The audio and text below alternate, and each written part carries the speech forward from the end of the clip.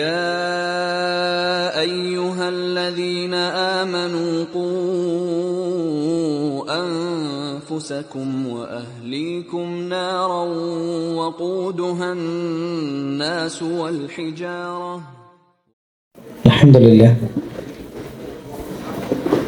الحمد لله رب العالمين، الصلاة والسلام على رسوله الأمين وعلى آله وصحبه أجمعين، أما بعد. يا أيها الذين آمنوا اتقوا الله حق تقاته ولا تموتن إلا وأنتم مسلمون. പ്രിയമുള്ള സഹോദരന്മാരെ, സഹോദരിമാരെ, സ്വർഗമാണ് നമ്മൾ ആഗ്രഹിക്കുന്നതെങ്കിൽ ആ സ്വപ്നം സാക്ഷാത്കരിക്കാൻ നമുക്ക് സാധിക്കണമെങ്കിൽ നമ്മൾ എങ്ങനെ ജീവിക്കണം? നമുക്ക് തോന്നിയതുപോലെ ജീവിച്ചാൽ, നമ്മുടെ മനസ്സ് ഇച്ഛിക്കുന്നതിനനുസരിച്ച് ജീവിച്ചാൽ, നമ്മുടെ കുടുംബത്തിൻ്റെയും സമൂഹത്തിൻ്റെയും നാടിൻ്റെയും താല്പര്യങ്ങൾക്കനുസരിച്ച് ജീവിച്ചാൽ നമുക്ക് സ്വർഗത്തിലെത്താൻ പറ്റുമോ? ഒരിക്കലും സാധ്യമല്ല. പരിശുദ്ധ ഖുർആൻ വളരെ വ്യക്തമായി ഈ കാര്യം നമ്മളെ ഓർമ്മപ്പെടുത്തുന്നുണ്ട്.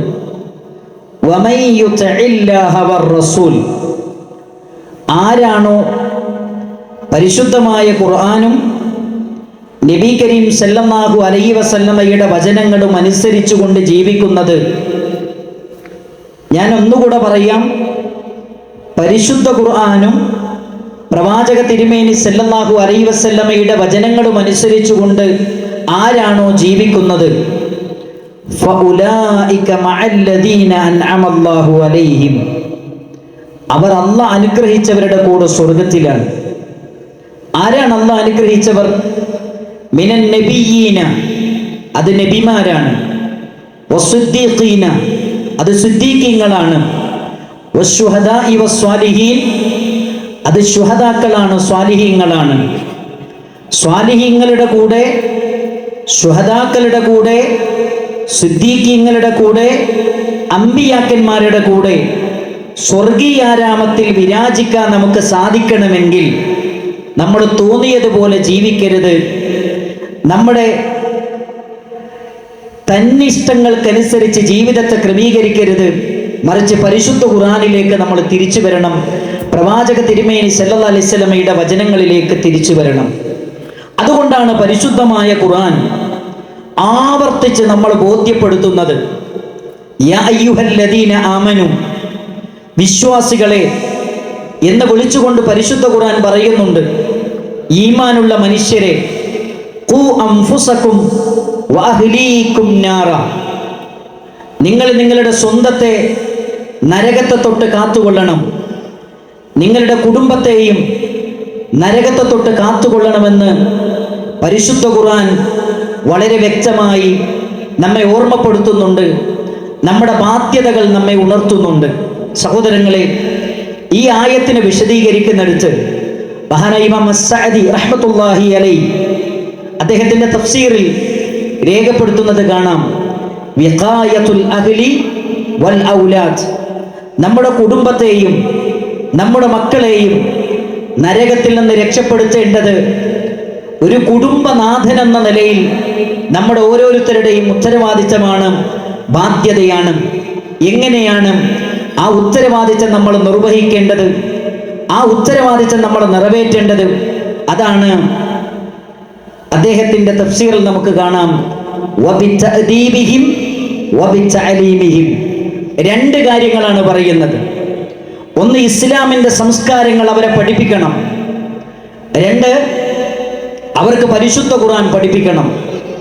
ഇത് രണ്ടും പഠിപ്പിക്കുക എന്നത് കുടുംബനാഥൻ എന്ന നിലയിൽ, കുടുംബത്തിന്റെ നായകത്വം വഹിക്കുന്ന ഒരു വ്യക്തി എന്ന നിലയിൽ നമ്മുടെ ഓരോരുത്തരുടെയും ബാധ്യതയായി, നിർബന്ധ ബാധ്യതയായി പരിശുദ്ധ ഇസ്ലാം നമ്മളെ പഠിപ്പിക്കുന്നുണ്ട്. പുതിയ കാലമെന്ന് പറയുന്നത് ദീനിനോട് വിരസത തോന്നുന്ന, ദീനിന്റെ നിയമങ്ങളെ പുച്ഛിക്കുന്ന, ദീനിന്റെ നിയമങ്ങളെയും ഹറാമുകളെയും നിസ്സാരവൽക്കരിക്കുന്ന ഒരു കാലത്താണ് നമ്മൾ ജീവിക്കുന്നത്. അങ്ങനെ ഒരു കാലത്താണ് മതത്തിൻ്റെ യഥാർത്ഥ ശരിതെറ്റുകൾ കുടുംബത്തിൽ എങ്ങനെ ശ്രദ്ധിക്കണമെന്ന് ചർച്ച ചെയ്യാൻ ഇത്തരമൊരു വേദി നമ്മൾ സംഘടിപ്പിച്ചിരിക്കുന്നത്. ദീന് പഠിക്കേണ്ടതിൻ്റെ ആവശ്യകതയും ദീന് മനസ്സിലാക്കേണ്ടതിൻ്റെ ആവശ്യകതയും നമ്മൾ ഓരോരുത്തരും ഈ കാലഘട്ടത്തിൽ തിരിച്ചറിഞ്ഞിട്ടുണ്ട്. പ്രവാചക തിരുമേനി സല്ലല്ലാഹു അലൈഹി വസല്ലമ പറയുന്നുണ്ട്, ത്വലബുൽ ഇൽമി ഫരീദത്തുൻ അലാ കുല്ലി മുസ്ലിം. എല്ലാ മുസ്ലിങ്ങൾക്കും ദീന് പഠിക്കൽ നിർബന്ധമാണ്. ഞാൻ ഒരൊറ്റ വചനം കൂടെ പറയട്ടെ. പ്രവാചക തിരുമേനി സല്ലല്ലാഹു അലൈഹി വസല്ലമ ഒരിക്കൽ പറഞ്ഞു, പരിശുദ്ധ ഖുർആനിനെ അള്ളാഹു ഉയർത്തും. അള്ളാഹു സുബ്ഹാനഹു വ തആല ഈ ഖുർആനിനെ ആകാശത്തിലേക്ക് ഉയർത്തും. സഹാബിമാർ ചോദിച്ചു, അള്ളാഹുവിന്റെ റസൂലേ, അങ്ങനെ ഉണ്ടാകുമോ? നബി സല്ലല്ലാഹു അലൈഹി വസല്ലമ പറഞ്ഞു, അങ്ങനെ ഉണ്ടാകും. പരിശുദ്ധ ഖുർആനിന്റെ ഒരക്ഷരം തിരഞ്ഞ് നിങ്ങൾ പോയാൽ ആ അക്ഷരം പോലും കാണാൻ പറ്റാത്ത രൂപത്തിൽ ഈ ഖുർആനിനെ ആകാശത്തിലേക്ക് ഉയർത്തും. അതെന്നാണ് എന്ന് പ്രവാചക തിരുമേനി സല്ലല്ലാഹു അലൈഹി വസല്ലമയോട് ചോദിച്ചപ്പോൾ നബി സല്ലല്ലാഹു അലൈഹി വസല്ലമ പറയുന്നുണ്ട്, ഹത്താ ലാ യുദറ മസ്വല മസ്സിയം മന്നുസുഖ് മസ്വദക. നമസ്കാരം എന്താണെന്നറിയാത്ത കാലം വന്നാൽ ഈ ഖുർആനിനെ അള്ളാഹു ആകാശത്തിലേക്ക് ഉയർത്തും. നോമ്പ് എന്താണെന്നറിയാത്ത കാലം വന്നാൽ ഈ ഖുർആനിനെ അള്ളാഹു ആകാശത്തിലേക്ക് ഉയർത്തും. ഹജ്ജും ഉംറയും എന്താണെന്നറിയാത്ത കാലം വന്നാൽ ഈ ഖുർആനിനെ അള്ളാഹു ആകാശത്തിലേക്ക് ഉയർത്തും. എൻ്റെ മുന്നിലിരിക്കുന്നവരോട്, എന്നെ കേൾക്കുന്നവരോട്, നമ്മൾ മുസ്ലിങ്ങളാണ്, നമ്മൾ നിസ്കരിക്കുന്നവരാണ്. നമസ്കാരത്തിന് എത്ര റുക്നുകളുണ്ട് എന്ന് ചോദിച്ചാൽ, നമസ്കാരത്തിൻ്റെ അർക്കാനുകൾ അതെത്രയാണെന്ന് ചോദിച്ചാൽ നമ്മളിൽ എത്ര പേർക്ക് മറുപടി പറയാൻ പറ്റും? ഒരു റുക്ന് നഷ്ടപ്പെട്ടു കഴിഞ്ഞാൽ നമ്മൾ എന്താണ് ചെയ്യേണ്ടത് എന്ന് ചോദിച്ചാൽ, സഹവിന്റെ സുജൂദ് മാത്രം മതിയോ എന്ന് ചോദിച്ചാൽ നമ്മളിൽ എത്ര പേർക്ക് മറുപടി പറയാൻ പറ്റും? നമസ്കാരത്തിന്റെ താക്കോൽ എന്ന് പറയുന്നത് അത് ശുദ്ധിയാണ്. എന്തിൽ നിന്നാണ് ശുദ്ധിയാകേണ്ടത്? നജസിൽ നിന്ന് ശുദ്ധിയാകണം, ഹദസിൽ നിന്ന് ശുദ്ധിയാകണം. എന്താണ് നജസ്, എന്താണ് ഹദസ്? നമ്മളിൽ എത്ര പേർക്കറിയാം? ഒന്നിൽ നിന്ന് ശുദ്ധിയാകുന്നതിന് നിയ്യത്ത് അനിവാര്യമാണ്, മറ്റൊന്നിൽ നിന്ന് ശുദ്ധിയാകുന്നതിന് നിയ്യത്തിന്റെ ആവശ്യമില്ല. ഇതിലേതാണ്? നമ്മളിൽ എത്ര പേർക്ക് അത് വേർതിരിച്ച് മനസ്സിലാക്കാൻ സാധിച്ചിട്ടുണ്ട്? നമ്മൾ ആലോചിക്കേണ്ട കാര്യമാണ്. ഇസ്ലാമിൻ്റെ ഏറ്റവും അടിസ്ഥാനപരമായ നമസ്കാരമെന്ന വിഷയത്തെക്കുറിച്ച് ആയത്തിലൊന്ന് ഇറങ്ങിച്ചെല്ലുമ്പോൾ ആ അടിസ്ഥാന ബാലപാഠങ്ങൾ പോലും നമുക്കറിയില്ല എങ്കിൽ നമ്മൾ തിരിച്ചറിയേണ്ട ചില കാര്യങ്ങളുണ്ട്. എനിക്കൊന്നും അറിയില്ല, പഠിക്കണം, അറിയണം, മനസ്സിലാക്കണം. ഇതല്ലാതെ ഒരു പോംവഴി നമ്മുടെ മുമ്പിലില്ല. അതുകൊണ്ട് പ്രിയപ്പെട്ടവരെ, ഇന്നു മുതൽ നമുക്ക് കൃത്യമായൊരു ജീവിത ഷെഡ്യൂൾ വേണം. എന്താണത്? ദീന് പഠിക്കാൻ ഒരു നിശ്ചിത സമയം നമ്മൾ മാറ്റിവെക്കണം. പരിശുദ്ധ ഖുർആന് പഠിക്കാൻ നിശ്ചിത സമയം നമ്മൾ മാറ്റിവെക്കണം. അതേപോലെ തന്നെ അള്ളാഹുവിൻ്റെ ദീനിൻ്റെ ബാലപാഠങ്ങൾ പഠിക്കാൻ ഒരു നിശ്ചിത സമയം നമ്മൾ മാറ്റിവെക്കണം. ദീനിലൂടെയല്ലാതെ ലോകത്തിന് സമാധാനവും സ്വസ്ഥതയും നിർഭയത്വവും ലഭിക്കുകയില്ല എന്ന തിരിച്ചറിവ് നമ്മുടെ മനസ്സിലുണ്ടാകണം. നിങ്ങൾ നോക്കൂ സഹോദരങ്ങളെ, പരിശുദ്ധ ഖുർആൻ എന്നെയും നിങ്ങളെയും ഓർമ്മപ്പെടുത്തുന്നുണ്ട്. നമ്മുടെ ജീവിതത്തിൽ നമുക്ക് സ്വസ്ഥത വേണം, സമാധാനം വേണം, സംതൃപ്തി വേണം. എന്താണ് ഒരു വഴി? പരിശുദ്ധ ഖുർആൻ പറയുന്നുണ്ട്, മൻ അമില സ്വാലിഹൻ മിൻ ദക്കരിൻ ഔ ഉൻസ. ആണാകട്ടെ പെണ്ണാകട്ടെ സൽക്കർമ്മങ്ങൾ ചെയ്യുന്ന ആളുകൾ എങ്ങനെയാണ് അവർക്ക് ആ കർമ്മങ്ങൾ ചെയ്യുന്നത്? വഹുവ മുഅ്മിനുൻ, ഈമാനോടുകൂടിയാണ്, വിശ്വാസത്തോടുകൂടിയാണ്. ഈമാനോടുകൂടി ചെയ്യുന്ന അമലുകൾ മാത്രമേ അള്ളാഹുവിൻ്റെ അടുക്കൽ സ്വീകാര്യതയുള്ളൂ. ഈമാൻ എന്താണ്? വിശ്വാസം എന്താണ്? അറിയാത്ത ഒരാളെ സംബന്ധിച്ചിടത്തോളം അവരുടെ അമലുകൾ അള്ളാഹു സ്വീകരിക്കുന്നതല്ല. അതുകൊണ്ട് നമ്മൾ ആദ്യം പഠിക്കേണ്ടത് മുഹമ്മദ് ബിൻ അബ്ദുൽ വഹാബ് റഹ്മത്തുള്ളാഹി അലൈഹി തൻ്റെ കിതാബിൽ രേഖപ്പെടുത്തുകയാണ്, ഓർമ്മപ്പെടുത്തുകയാണ്. വഅലം, നിങ്ങൾ പഠിക്കണം, നിങ്ങൾ മനസ്സിലാക്കണം. റഹിമകല്ലാ, അല്ലാഹ് നിങ്ങൾ അനുഗ്രഹിക്കട്ടെ. എന്താണ് അറിയേണ്ടത്? എന്താണ് പഠിക്കേണ്ടത്? മഅരിഫത്തുൽ അബ്ദി റബ്ബ, അല്ലാഹനെ കുറിച്ച് നമ്മൾ പഠിക്കണം. മഅരിഫത്തുൽ അബ്ദി ദീന, ദീനുൽ ഇസ്ലാമിനെ കുറിച്ച് നമ്മൾ പഠിക്കണം. മഅരിഫത്തുൽ അബ്ദി നബിയ, അള്ളാഹുവിൻ്റെ റസൂൽ കരീം സല്ലല്ലാഹു അലൈഹി വസല്ലമയെ കുറിച്ച് പഠിക്കണം. ഈ 3 കാര്യങ്ങളും നമ്മൾ പഠിക്കൽ നിർബന്ധമാണ് എന്നാണ് മുഹമ്മദ് ബിൻ അബ്ദുൽ വഹാബ് റഹിമഹുല്ലാ നമ്മളെ പഠിപ്പിക്കുന്നത്. ഈ ആയത്തിൽ അള്ളാഹു പറയുന്നത്, ഈമാനിന്റെ അടിസ്ഥാനത്തിൽ ഈമാൻ എന്ന തറക്ക് മുകളിൽ അമലുകൾ എന്ന് പറയുന്ന ചുമരുകൾ നിങ്ങൾ പണിതു കഴിഞ്ഞാൽ അള്ളാഹുവിന്റെ ഖുർആൻ പറയുന്നു, ഫലനുഹിയന്നഹു ഹയാതൻ ത്വയ്യിബ, ഞാൻ നിങ്ങൾക്ക് വിശിഷ്ടമായ ഒരു ജീവിതം നൽകുന്നതാണ്. സന്തോഷകരമായ ജീവിതം, സംതൃപ്തകരമായ ജീവിതം, സമാധാനപൂർണമായ ജീവിതം എന്ന പരിശുദ്ധമായ ഖുർആനാണ് നമ്മളെ പഠിപ്പിക്കുന്നത്. വീണ്ടും ഖുർആൻ പറഞ്ഞു, വലനജ്സിയന്നഹും അജ്റഹും ബിഅഹ്സനി മാ കാനൂ യഅമലൂൻ, നമ്മൾ ചെയ്യുന്ന പ്രവർത്തനങ്ങൾക്ക് അള്ളാഹു കൃത്യമായി നമുക്ക് പ്രതിഫലം നൽകും. അപ്പൊ അടിസ്ഥാനപരമായി നമ്മൾ മനസ്സിലാക്കേണ്ടത്, നമുക്ക് ജീവിതത്തിൽ സ്വസ്ഥതയും സമാധാനവും വ്യക്തി ജീവിതത്തിൽ ലഭിക്കണം, കുടുംബ ജീവിതത്തിൽ ലഭിക്കണം. അടിസ്ഥാനപരമായി നമ്മുടെ വിശ്വാസം റെഡിയാകണം, നമ്മുടെ ഈമാൻ റെഡിയാകണം. അള്ളാഹുവിലുള്ള വിശ്വാസം, മലക്കുകളിലുള്ള വിശ്വാസം, പ്രവാചകന്മാരിലുള്ള വിശ്വാസം, അന്ത്യനാളിലുള്ള വിശ്വാസം, ഖദാ ഖദറിലുള്ള വിശ്വാസം, ഇത് റെഡിയായാലേ നമ്മുടെ ഏത് അമലുകളും അള്ളാഹു സ്വീകരിക്കുകയുള്ളൂ. പ്രാഥമികമായി ആ വിവരം നമ്മൾ നേടിയെടുക്കണം. പ്രവാചക തിരുമേനി സല്ലല്ലാഹു അലൈഹി വസല്ലമ നമ്മളെ പഠിപ്പിക്കുന്ന രണ്ടാമത്തെ കാര്യം, ഇത് നിങ്ങളുടെ മനസ്സിലുണ്ടാകണം. എന്താണ്? നബി സല്ലല്ലാഹു അലൈഹി വസല്ലമ പറയാൻ, മൻ കാനത്തിൽ ആഖിറതു ഹമ്മ, ഒരാളുടെ ജീവിത ലക്ഷ്യം പരലോകമാണെങ്കിൽ, ഒരാളുടെ ജീവിതത്തിന്റെ ഉള്ളിലുള്ള ചിന്ത, എനിക്ക് മരണം വരും, മരണത്തിന് ശേഷം ഒരു ജീവിതമുണ്ട്, അവിടെ എനിക്ക് സ്വർഗം കിട്ടണം, അവിടെ വിചാരണയുണ്ട്, അവിടെ സിറാത്ത് എന്ന് പറയുന്ന പാലമുണ്ട്, അവിടെ നരകമുണ്ട്, അവിടെ സ്വർഗമുണ്ട്, അവിടെ വിചാരണയുണ്ട്, അവിടെ ഹൗദുൽ കൗസർ ഉണ്ട്, അവിടെ അർശിന്റെ തണലുണ്ട്, അവിടെ അള്ളാന്റെ കോടതിയിൽ എൻ്റെ അമലുകൾ തൂക്കപ്പെടും എന്ന ചിന്തയും ബോധവും മനസ്സിൽ പച്ചയായി നിലനിർത്തിക്കൊണ്ടാണ് ഒരാൾ ജീവിക്കുന്നത് എങ്കിൽ നബി സല്ലല്ലാഹു അലൈഹി വസല്ലമ പറഞ്ഞു, ജഅലല്ലാഹു ഗിനാഹു ഫീ ഖൽബി, അവന്റെ ഹൃദയത്തിൽ അള്ളാഹു സമാധാനം ഇട്ടുകൊടുക്കും, അവന് സ്വസ്ഥത ഉണ്ടാകും, അവന് ജീവിതത്തിൽ എപ്പോഴും സംതൃപ്തി ഉണ്ടാകും. ജീവിതത്തിൽ ഒരിക്കലും എന്ത് പരീക്ഷണം വന്നാലും നിരാശനും നിഷ്ക്രിയത്വവും അവനെ ബാധിക്കുകയില്ല. വീണ്ടും പ്രവാചക തിരുമേനി സല്ലല്ലാഹു അലൈഹി വസല്ലമ പറഞ്ഞു, വജമഅ ലഹു ശംലഹ വഅതതുഹു ദുനിയ വഹിയ റാഗിമ, നമ്മൾ ആഗ്രഹിക്കുന്നത് എന്തും പടച്ചോൻ നമുക്ക് ഇങ്ങോട്ട് കൊണ്ടുവന്നരും, നമ്മൾ അങ്ങോട്ട് പോകണ്ട. നിങ്ങൾ ആലോചിച്ച് നോക്കി, നമ്മുടെ മനസ്സിൻ്റെ ഉള്ളിൽ പരലോകത്തെക്കുറിച്ചുള്ള ചിന്ത, മരണാനന്തര ജീവിതത്തെക്കുറിച്ചുള്ള ചിന്ത പച്ചയായി നിലനിന്നാൽ പടച്ചോ നമ്മുടെ മനസ്സിൽ സമാധാനം തരുമെന്നല്ലോ പറഞ്ഞത്, നിറച്ചു തരുന്ന. അടുത്ത വാചകം എന്താ അറിയോ? നിങ്ങൾ ആഗ്രഹിക്കുന്ന എന്തൊക്കെ കാര്യങ്ങളുണ്ടോ അത് നിങ്ങൾ അങ്ങോട്ട് പോകണ്ട, പടച്ചോൻ ഇങ്ങോട്ട് കൊണ്ടുവന്നരും. നിങ്ങളൊന്ന് ആലോചിച്ച് നോക്ക്, നമ്മുടെ കല്യാണം, നമ്മളൊരു പുതിയ വീടിനെ കുറിച്ച് സ്വപ്നം കണ്ടു, ജീവിതത്തിൽ എന്തൊക്കെ കാര്യങ്ങൾ നമ്മൾ വിചാരിക്കാത്ത രൂപത്തിലാണ് അതൊക്കെ പടച്ചറപ്പ് നടത്തി തന്നത്.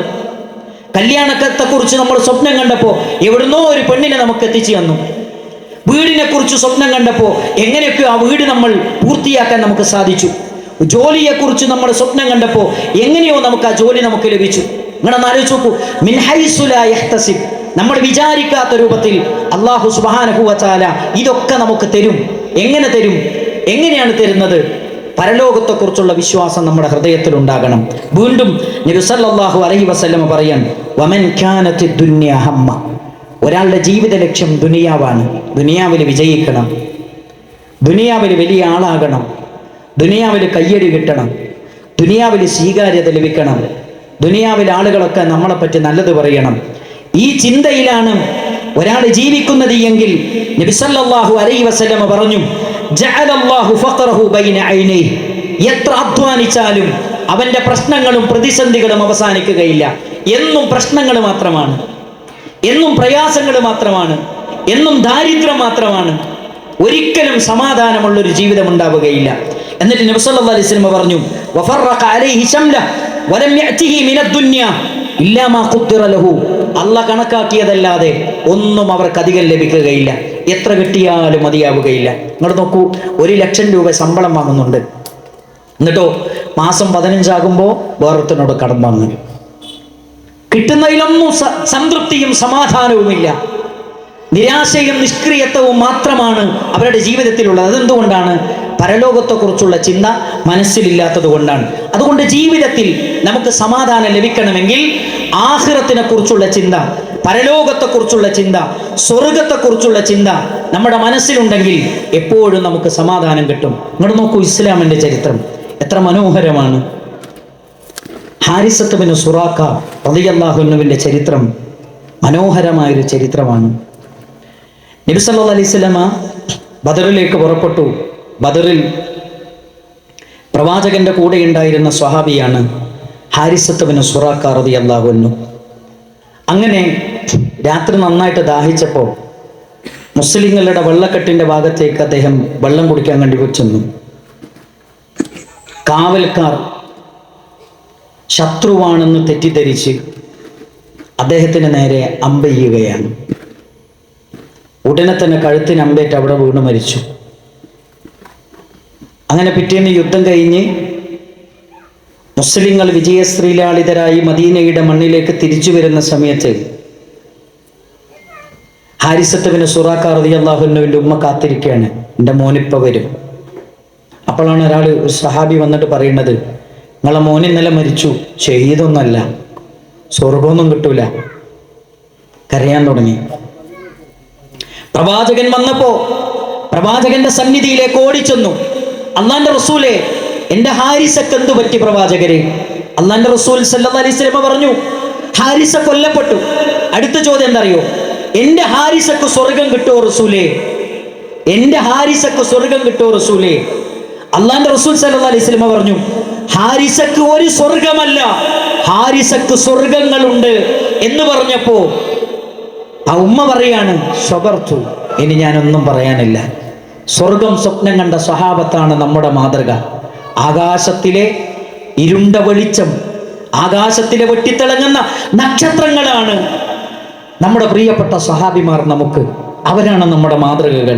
നിങ്ങൾ നോക്കൂ, സ്വർഗത്തിന് വേണ്ടി അധ്വാനിച്ച, സ്വർഗത്തിന് വേണ്ടി പണിയെടുത്ത, സ്വർഗത്തിന് വേണ്ടി എന്തും സഹിക്കാൻ മോനെ തരാം. ഇസ്ലാമിന്റെ ചരിത്രം പഠിച്ചു നോക്ക്, എത്ര മനോഹരമാണ്, എത്ര മനോഹരമാണ് പ്രിയപ്പെട്ടവരെ. പ്രവാചകനൊരു യുദ്ധത്തിന്റെ സന്ദർഭത്തിൽ സഹാബത്തിനോട് ചോദിക്കുകയാണ്, നിങ്ങളെ കയ്യിലുള്ളൊക്കെ എടുക്കി, യുദ്ധത്തിന് പോവാനൊക്കെ ഒന്നുമില്ല, എല്ലാവരും സംഭാവന കൊടുക്കുകയാണ്. അങ്ങനെ ഉമർ ബിൻ ഖത്താബ് റളിയല്ലാഹു അൻഹു തീരുമാനിച്ചു, ഇപ്രാവശ്യമെങ്കിലും എനിക്ക് അബൂബക്കറിനൊന്ന് ജയിക്കണം, എനിക്ക് അബൂബക്കർ സിദ്ദീഖ് റളിയല്ലാഹു അൻഹുവിനെ പരാജയപ്പെടുത്തണം, ഇതിലെങ്കിലും എനിക്കൊന്ന്, ഈ മത്സരത്തിലെങ്കിലും എനിക്കൊന്ന് വിജയിക്കണം. അങ്ങനെ അബൂബക്കർ റളിയല്ലാഹു അൻഹുവിന്റെ മുന്നേ ഉമർ ബിൻ ഖത്താബ് റളിയല്ലാഹു അൻഹു തന്റെ സമ്പത്ത് പ്രവാചക തിരുമേനി സല്ലല്ലാഹു അലൈഹി വസല്ലമയുടെ സന്നിധിയിലേക്ക് കൊണ്ടുപോയി കൊടുത്തു. അല്ലാഹുവിന്റെ റസൂൽ സല്ലല്ലാഹു അലൈഹി വസല്ലമ ഉമർ ബിൻ ഖത്താബ് റളിയല്ലാഹു അൻഹുവിനോട് ചോദിച്ചൊരു ചോദ്യമുണ്ട്. ഉമർ, മാ ബഖൈത ലി അഹ്ലിക്, നിന്റെ കുടുംബത്തിന് വേണ്ടി നീ എന്താണ് ബാക്കി വെച്ചത്? ഉമർ ബിൻ ഖത്താബ് റളിയല്ലാഹു അൻഹു പറഞ്ഞു, നബിയേ, ഇതിന്റെ പകുതി എൻ്റെ കുടുംബത്തിന് വേണ്ടി മാറ്റി വെച്ചിട്ടുണ്ട്. പിന്നെ വരുന്നത് അബൂബക്കർ സിദ്ദീഖ് റളിയല്ലാഹു അൻഹു. ആരാ അബൂബക്കർ? അബൂബക്കറുൻ ഫിൽ ജന്ന. ആരാ അബൂബക്കർ? അതീകും മിനന്നാർ, നരകത്തിൽ നിന്ന് മോചനം നേടിയ വ്യക്തിയെന്ന് ലോകത്തിന്റെ പ്രവാചക തിരുമേനി സല്ലല്ലാഹു അലൈഹി വസല്ലം വിളിച്ചു പറഞ്ഞ അബൂബക്കർ സിദ്ദീഖ് റളിയല്ലാഹു അൻഹു. ആരാ അബൂബക്കർ? അബൂബക്കർ, ഉമർ, ഉസ്മാൻ. നബി സല്ലല്ലാഹു അലൈഹി വസല്ലം 4 പേരും ഉഹദ് മലയുടെ പുറത്ത് കയറി. ഉഹദ് കുലുങ്ങാൻ തുടങ്ങി. അള്ളാന്റെ റസൂൽ പറഞ്ഞു സല്ലല്ലാഹു അലൈഹി വസല്ലം, ഉസ്ബുത് യാ ഉഹദ്, അടങ്ങണം ഉഹദേ, അലൈക നബിയ്യുൻ വസിദ്ദീഖുൻ, നിന്റെ മുകളിൽ ഒരു നബിയുണ്ട്, ഒരു സിദ്ദീഖുണ്ട് എന്ന് നബി സല്ലല്ലാഹു അലൈഹി വസല്ലം വിളിച്ച അബൂബക്കർ സിദ്ദീഖ് റളിയല്ലാഹു അൻഹു പ്രവാചകന്റെ സവിധത്തിലേക്ക് വന്നു. തൻ്റെ സമ്പത്ത് മുഴുവനും പ്രവാചകന്റെ മുന്നിലേക്ക് വെച്ചു കൊടുത്തു. അള്ളാന്റെ റസൂൽ ചോദിച്ച ചോദ്യം എന്താ അറിയോ? മാ ബഖൈത് യാ അബൂബക്കർ, അബൂബക്കറെ, നിന്റെ കുടുംബത്തിന് നീ എന്താണ് ബാക്കി വെച്ചത്? ലോകം കണ്ട പ്രവാചകന്മാരെ കഴിഞ്ഞാൽ ലോകം ആദരിക്കുന്ന വ്യക്തിയായ അബൂബക്കർ സിദ്ദീഖ് റളിയല്ലാഹു അൻഹു പറഞ്ഞു, അല്ലാഹ് വ റസൂലുഹു, അല്ലാഹ് വ റസൂലുഹു, അള്ളയും റസൂലുമല്ലാതെ അബൂബക്കറിന്റെ വീട്ടിലൊന്നും കുടുംബത്തിന് വേണ്ടി കരുതി വെച്ചിട്ടില്ല എന്ന് ലോകത്തോട് വിളിച്ചു പറഞ്ഞ അബൂബക്കർ സിദ്ദീഖ് റളിയല്ലാഹു അൻഹുവാണ് നമ്മുടെ മാതൃക. ആ സ്വഹാബിമാരാണ് ജീവിതത്തിന്റെ ഓരോ മേഖലകളിലും നമുക്ക് മാതൃക കാണിച്ചു തന്നവർ. അവരെയാണ് നമ്മൾ പിൻപറ്റേണ്ടത്. അവരുടെ മാർഗങ്ങളാണ് നമ്മൾ അനുധാവനം ചെയ്യേണ്ടത്. അതുകൊണ്ട് പ്രിയപ്പെട്ടവരെ, മരണത്തെക്കുറിച്ചും മരണാനന്തര ജീവിതത്തെക്കുറിച്ചും സ്വർഗത്തെക്കുറിച്ചുമുള്ള ചിന്ത നമ്മുടെ മനസ്സിൽ എപ്പോഴും ഉണ്ടാകണം. രണ്ടാമത്തെ കാര്യം, നമ്മുടെ ജീവിതത്തിൽ നമുക്ക് സ്വസ്ഥത കിട്ടണം, സമാധാനം കിട്ടണം. രണ്ടാമത്തെ കാര്യം, നബി സല്ലല്ലാഹു അലൈഹി വസല്ലമ തൻ്റെ പ്രിയപ്പെട്ട അബൂ ഹുറൈറ റളിയല്ലാഹു അൻഹുവിന് കുറേ വസിയത്തുകൾ കൊടുത്തിട്ടുണ്ട്. അതിലൊരു വസിയത്ത് എന്താ അറിയോ? വറള ബിമാ ഖസമല്ലാഹു ലക തകുന്ന അഹ്ലന്നാസ്. അള്ളാഹു നിങ്ങൾക്ക് നൽകിയതിൽ നിങ്ങൾ തൃപ്തിപ്പെടുക. തകുന്ന അഹ്ലന്നാസ്, നിങ്ങൾ ജനങ്ങളിൽ ഏറ്റവും ഐശ്വര്യവാനാകും, സമാധാനമുള്ളവനാകും. കുടുംബത്തിൽ എന്താണ് നമ്മൾ അനുഭവിക്കുന്നത്? പ്രശ്നങ്ങളുണ്ട്, പ്രയാസങ്ങളുണ്ട്, പ്രതിബന്ധങ്ങളുണ്ട്, പരീക്ഷണങ്ങളുണ്ട്. എല്ലാവർക്കും നിരാശയാണ്. എന്താ നിരാശയുടെ കാരണം? ഭാര്യൻ്റെ പ്രശ്നം, ഭർത്താവിൻ്റെ പ്രശ്നം, മക്കളുടെ പ്രശ്നം, വീടിൻ്റെ പ്രശ്നം, ജോലിൻ്റെ പ്രശ്നം. പ്രശ്നമില്ലാത്ത ആരെങ്കിലും നമ്മളെ കൂട്ടത്തിലുണ്ടോ? ഇല്ല. റസൂലുള്ളാഹി സ്വല്ലല്ലാഹു അലൈഹി വസല്ലമ അബൂ ഹുറൈറ റളിയല്ലാഹു അൻഹുവിനോട് പറയാൻ, വറള ബിമാ ഖസമല്ലാഹു ലക, നിങ്ങൾക്ക് വിധിച്ചതിൽ നിങ്ങൾ തൃപ്തിപ്പെടുക, നിങ്ങൾ ജനങ്ങളിൽ ഏറ്റവും ഐശ്വര്യവാനാകും. വർള എന്ന് പറയുന്ന ഈ പദത്തെ പണ്ഡിതന്മാർ നിർവചിച്ചത് എങ്ങനെയാണെന്നറിയോ? അതിന്റെ അർത്ഥം എന്താണെന്നറിയോ? സുകൂനുൽ ഖൽബി ഇലാ ഇഖ്തിയാരി റബ്ബി. അള്ള തെരഞ്ഞെടുത്തതിൽ മനസ്സ് സമാധാനിക്കുക. അള്ള തെരഞ്ഞെടുത്തതിൽ മനസ്സ് സമാധാനിക്കുക. എൻ്റെ ഭാര്യ ഞാൻ ജനിക്കുന്നതിൻ്റെ ആകാശഭൂമികൾ സൃഷ്ടിക്കുന്നതിൻ്റെ 50,000 കൊല്ലം മുമ്പ് എൻ്റെ രേഖയിൽ പടച്ചോൻ രേഖപ്പെടുത്തിയതാണ്. എൻ്റെ മക്കള്, എൻ്റെ ആയുസ്, എൻ്റെ ശമ്പളം, എൻ്റെ ജീവിതം, എൻ്റെ അജല്, എൻ്റെ റിസ്ക് എല്ലാം ഞാൻ ജനിക്കുന്നതിൻ്റെ 50,000 കൊല്ലം മുമ്പ് അള്ളാന്റെ രേഖയിൽ രേഖപ്പെടുത്തിയതാണ് എന്ന് വിശ്വസിച്ച ഒരാൾക്ക് ജീവിതത്തിൽ എന്തെങ്കിലും ഭാര്യനെ കുറിച്ച് നിരാശ ഉണ്ടാകൂ, ഭർത്താവിനെ കുറിച്ച് നിരാശ ഉണ്ടാകൂ, മക്കളെ കുറിച്ച് നിരാശ ഉണ്ടാകൂ, ജോലിനെ കുറിച്ച് നിരാശ ഉണ്ടാകൂ, വീടിനെ കുറിച്ച് നിരാശ ഉണ്ടാകൂ, സൗന്ദര്യത്തെക്കുറിച്ച് നിരാശ ഉണ്ടാകൂ? ഉണ്ടാകൂല. ജീവിതത്തിൽ നിരാശ ഉണ്ടാകൂ. എന്തിനാ നമ്മൾ നിരാശപ്പെടുന്നത്? ഇതിലേതെങ്കിലും ഒന്ന് ഉണ്ടാവൂല. അപ്പൊ ഇത് എൻ്റെ റബ്ബെനിക്ക് വിധിച്ച. നിങ്ങളൊന്ന് ആലോചിച്ച് നോക്കേ, ഈ ഭാര്യ ഭർത്തൃ ജീവിതത്തിൽ പലപ്പോഴും എന്താ അറിയോ, ചില പെണ്ണുങ്ങളൊക്കെ ഭയങ്കര കമ്പയറിങ് ആണ്. അപ്പുറത്തെ കകനെ കണ്ടില്ലേ, ഇത്ര നല്ല മനുഷ്യനാ, മൂപ്പർ പോലെയാണ് നിങ്ങൾ എന്നൊക്കെ ചിലപ്പോൾ പറയും ചില ഭാര്യമാര്. എങ്ങനെയാ നമ്മൾ മൂപ്പരാകുക? പറ്റുമോ? എന്തൊരു വർത്തമാനം ഈ പറയണത്? നമ്മൾ മനസ്സിലാകുന്നത് അറിയോ? എൻ്റെ പടച്ചോൻ എനിക്ക് യോജിച്ച ഒരാളെയാണ് എനിക്ക് തന്നത്. ചിലപ്പോൾ ചില ഭർത്താക്കന്മാരൊക്കെ പറയുന്നുണ്ട്, സത്യം പറഞ്ഞാൽ എൻ്റെ കൂടെ ഒക്കെ ഒരു ഭാര്യ 2 ദിവസത്ത് കൂടുതൽ നിൽക്കൂല, എൻ്റെ സ്വഭാവം കൊണ്ട്. ഓളായതുകൊണ്ടാണ്. എന്നെ മനസ്സിലാക്കാൻ പറ്റിയ ഒരു ഭാര്യനെ എനിക്ക് പടച്ചോൻ തന്നത്, എന്നെ മനസ്സിലാക്കാൻ പറ്റിയ ഒരു ഭർത്താവിനെ എൻ്റെ റബ്ബ് എനിക്ക് നൽകിയത് എന്ന ചിന്തയും ബോധവുമാണ് നമ്മുടെ മനസ്സിലേക്ക് കടന്നു വരേണ്ടത് എന്നാണ് ഈ വചനങ്ങൾ വിശദീകരിക്കുന്നിടത്ത് നമുക്ക് മനസ്സിലാക്കാൻ കഴിയുന്നത്. മാത്രമല്ല സഹോദരങ്ങളെ, ഇവിടെ നമ്മൾ വേറൊരു കാര്യം കൂടെ മനസ്സിലാക്കണം. ഇത് പറയുമ്പോൾ സ്വാഭാവികമായും ഇത് പടച്ചോൻ വിധിച്ചതാണെങ്കിൽ പടച്ചോൻ ഇങ്ങനെ നമ്മളെ പ്രയാസപ്പെടുത്താൻ വേണ്ടി തീരുമാനിക്കും. അങ്ങനെ ഉണ്ടാവും ചില ആൾക്കാർ. ഏത് ചില ഭർത്താക്കന്മാർ ഇത് പടച്ചോൻ നേരത്തെ നമ്മുടെ രേഖയിൽ രേഖപ്പെടുത്തിയാണെങ്കിൽ, വളരെ മോശപ്പെട്ട ഒരു ഭർത്താവാണെങ്കിൽ, പടച്ചോൻ എന്തിനാണ് എനിക്ക് ഇങ്ങനെ ഒരു മോശപ്പെട്ട ഒരു സാധനത്തിനെ തന്നത്, അല്ലെങ്കിൽ മോശപ്പെട്ട ഒരു ഭാര്യനെ തന്നത്? നമ്മൾ മനസ്സിലാക്കേണ്ട ഒരു കാര്യം എന്നറിയോ? ജീവിതം എന്ന് പറഞ്ഞാൽ അത് പരീക്ഷണമാണ്. ജീവിതം എന്ന് പറയുന്നത് പരീക്ഷണമാണ്. അല്ലദീ ഖലഖൽ മൗത വൽ ഹയാത്ത് ലിയബ്ലുവകും അയ്യുകും അഹ്സനു അമല. നന്മ കൊണ്ട് പരീക്ഷിക്കും, തിന്മ കൊണ്ട് പരീക്ഷിക്കും. നന്മ കൊണ്ട് പരീക്ഷിക്കുമ്പോൾ അവിടെ ശുക്ർ ചെയ്യണം, തിന്മ കൊണ്ട് പരീക്ഷിക്കുമ്പോൾ അവിടെ ക്ഷമിക്കണം. അങ്ങനെ ക്ഷമിക്കുന്നുണ്ടോ എന്ന് പരീക്ഷിക്കുവാനാണ് ജീവിതത്തിൽ പ്രയാസങ്ങളും പ്രതിസന്ധികളും തരുന്നത്. നന്മകൾ തരുന്നത് എന്തിനാണ്? അനുഗ്രഹങ്ങൾ തരുന്നത് എന്തിനാണ്? നമ്മൾ ശുക്ർ ചെയ്യുന്നുണ്ടോ എന്ന് അല്ലാഹു സുബ്ഹാനഹു വ തആല പരീക്ഷിക്കുവാൻ വേണ്ടിയാണ്. അതുകൊണ്ട് സഹോദരങ്ങളെ, നമ്മുടെ കുടുംബത്തെക്കുറിച്ച്, നമ്മുടെ ജോലിയെക്കുറിച്ച്, നമ്മുടെ സൗന്ദര്യത്തെക്കുറിച്ച് അല്ലാഹു നമുക്ക് വിധിച്ചതിൽ തൃപ്തിപ്പെടാൻ നമുക്ക് സാധിച്ചാൽ ജീവിതത്തിൽ എപ്പോഴും നമുക്ക് സമാധാനമുണ്ടാകും, ജീവിതത്തിൽ എപ്പോഴും നമുക്ക് സ്വസ്ഥതയുണ്ടാകും, ജീവിതത്തിൽ എപ്പോഴും നമുക്ക് സന്തോഷമുണ്ടാകും. അല്ലെങ്കിൽ എന്നും നിരാശയും നിഷ്ക്രിയത്വവും മാത്രമായിരിക്കും. ഇൻഷാ അല്ലാഹ് നമ്മൾ 7:40 ഇശാ ജമാഅത്ത്. അതുകൊണ്ട് നമ്മളിപ്പോൾ ക്ലാസ് നിർത്തി എല്ലാവരും ഇശാ ജമാഅത്ത് നിസ്കാരം കഴിഞ്ഞിട്ട് കുറച്ച് സമയം കൂടെ നമ്മൾ സംസാരിച്ച് വളരെ പ്രധാനപ്പെട്ട ചില കാര്യങ്ങൾ കൂടെ പറഞ്ഞ് നമുക്കൊന്നിച്ച് പിരിയുന്നൊരു രൂപമാണ് നമ്മൾ കണ്ടത്, സംഘാടകരെ കണ്ടത്. അതുകൊണ്ട് ഇശാ ജമാഅത്തിന് വേണ്ടി നമ്മൾ പിരിയാണ്. സുബ്ഹാനക്കല്ലാഹുമ്മ ബിഹംദിക് അഷ്ഹദു അൻ ലാ ഇലാഹ ഇല്ലാ അൻത അസ്തഗ്ഫിറുക വഅതൂബു ഇലൈക്. അൽഹംദുലില്ലാഹി റബ്ബിൽ ആലമീൻ. الصلاة والسلام على رسوله الأمين وعلى آله وصحبه أجمعين. أما بعد. يا أيها الذين آمنوا اتقوا الله حق تقاته ولا تموتن إلا وأنتم مسلمون. പ്രിയമുള്ള സഹോദരന്മാരെ, സഹോദരിമാരെ, നമ്മൾ പറഞ്ഞു വന്നത് ജീവിതത്തിൽ സ്വസ്ഥതയും സമാധാനവും നമുക്ക് ലഭിക്കണമെങ്കിൽ അടിസ്ഥാനപരമായി നമ്മുടെ വിശ്വാസം അത് ശരിയായാൽ മാത്രമേ, നമ്മുടെ ഖദാ ഖദറിലുള്ള വിശ്വാസം അത് ദൃഢീകരിച്ചാൽ മാത്രമേ നമ്മുടെ ജീവിതത്തിൽ സംതൃപ്തിയും സമാധാനവും നമുക്ക് ലഭിക്കുകയുള്ളൂ. മഹാനായ നബി കരീം സല്ലല്ലാഹു അലൈഹി വസല്ലമ മൂന്നാമതായി നമ്മളെ പഠിപ്പിക്കുന്ന ഒരു കാര്യമുണ്ട്. തഫറഗ് ലിഇബാദത്തി. എനിക്ക് ഇബാദത്ത് ചെയ്യുന്നതിൽ നിങ്ങൾ മുഴുകണം. അംലഉ സ്വദ്റക ഗിന. ഞാൻ നിങ്ങളുടെ മനസ്സിൽ സമാധാനം നിറച്ചു തരും.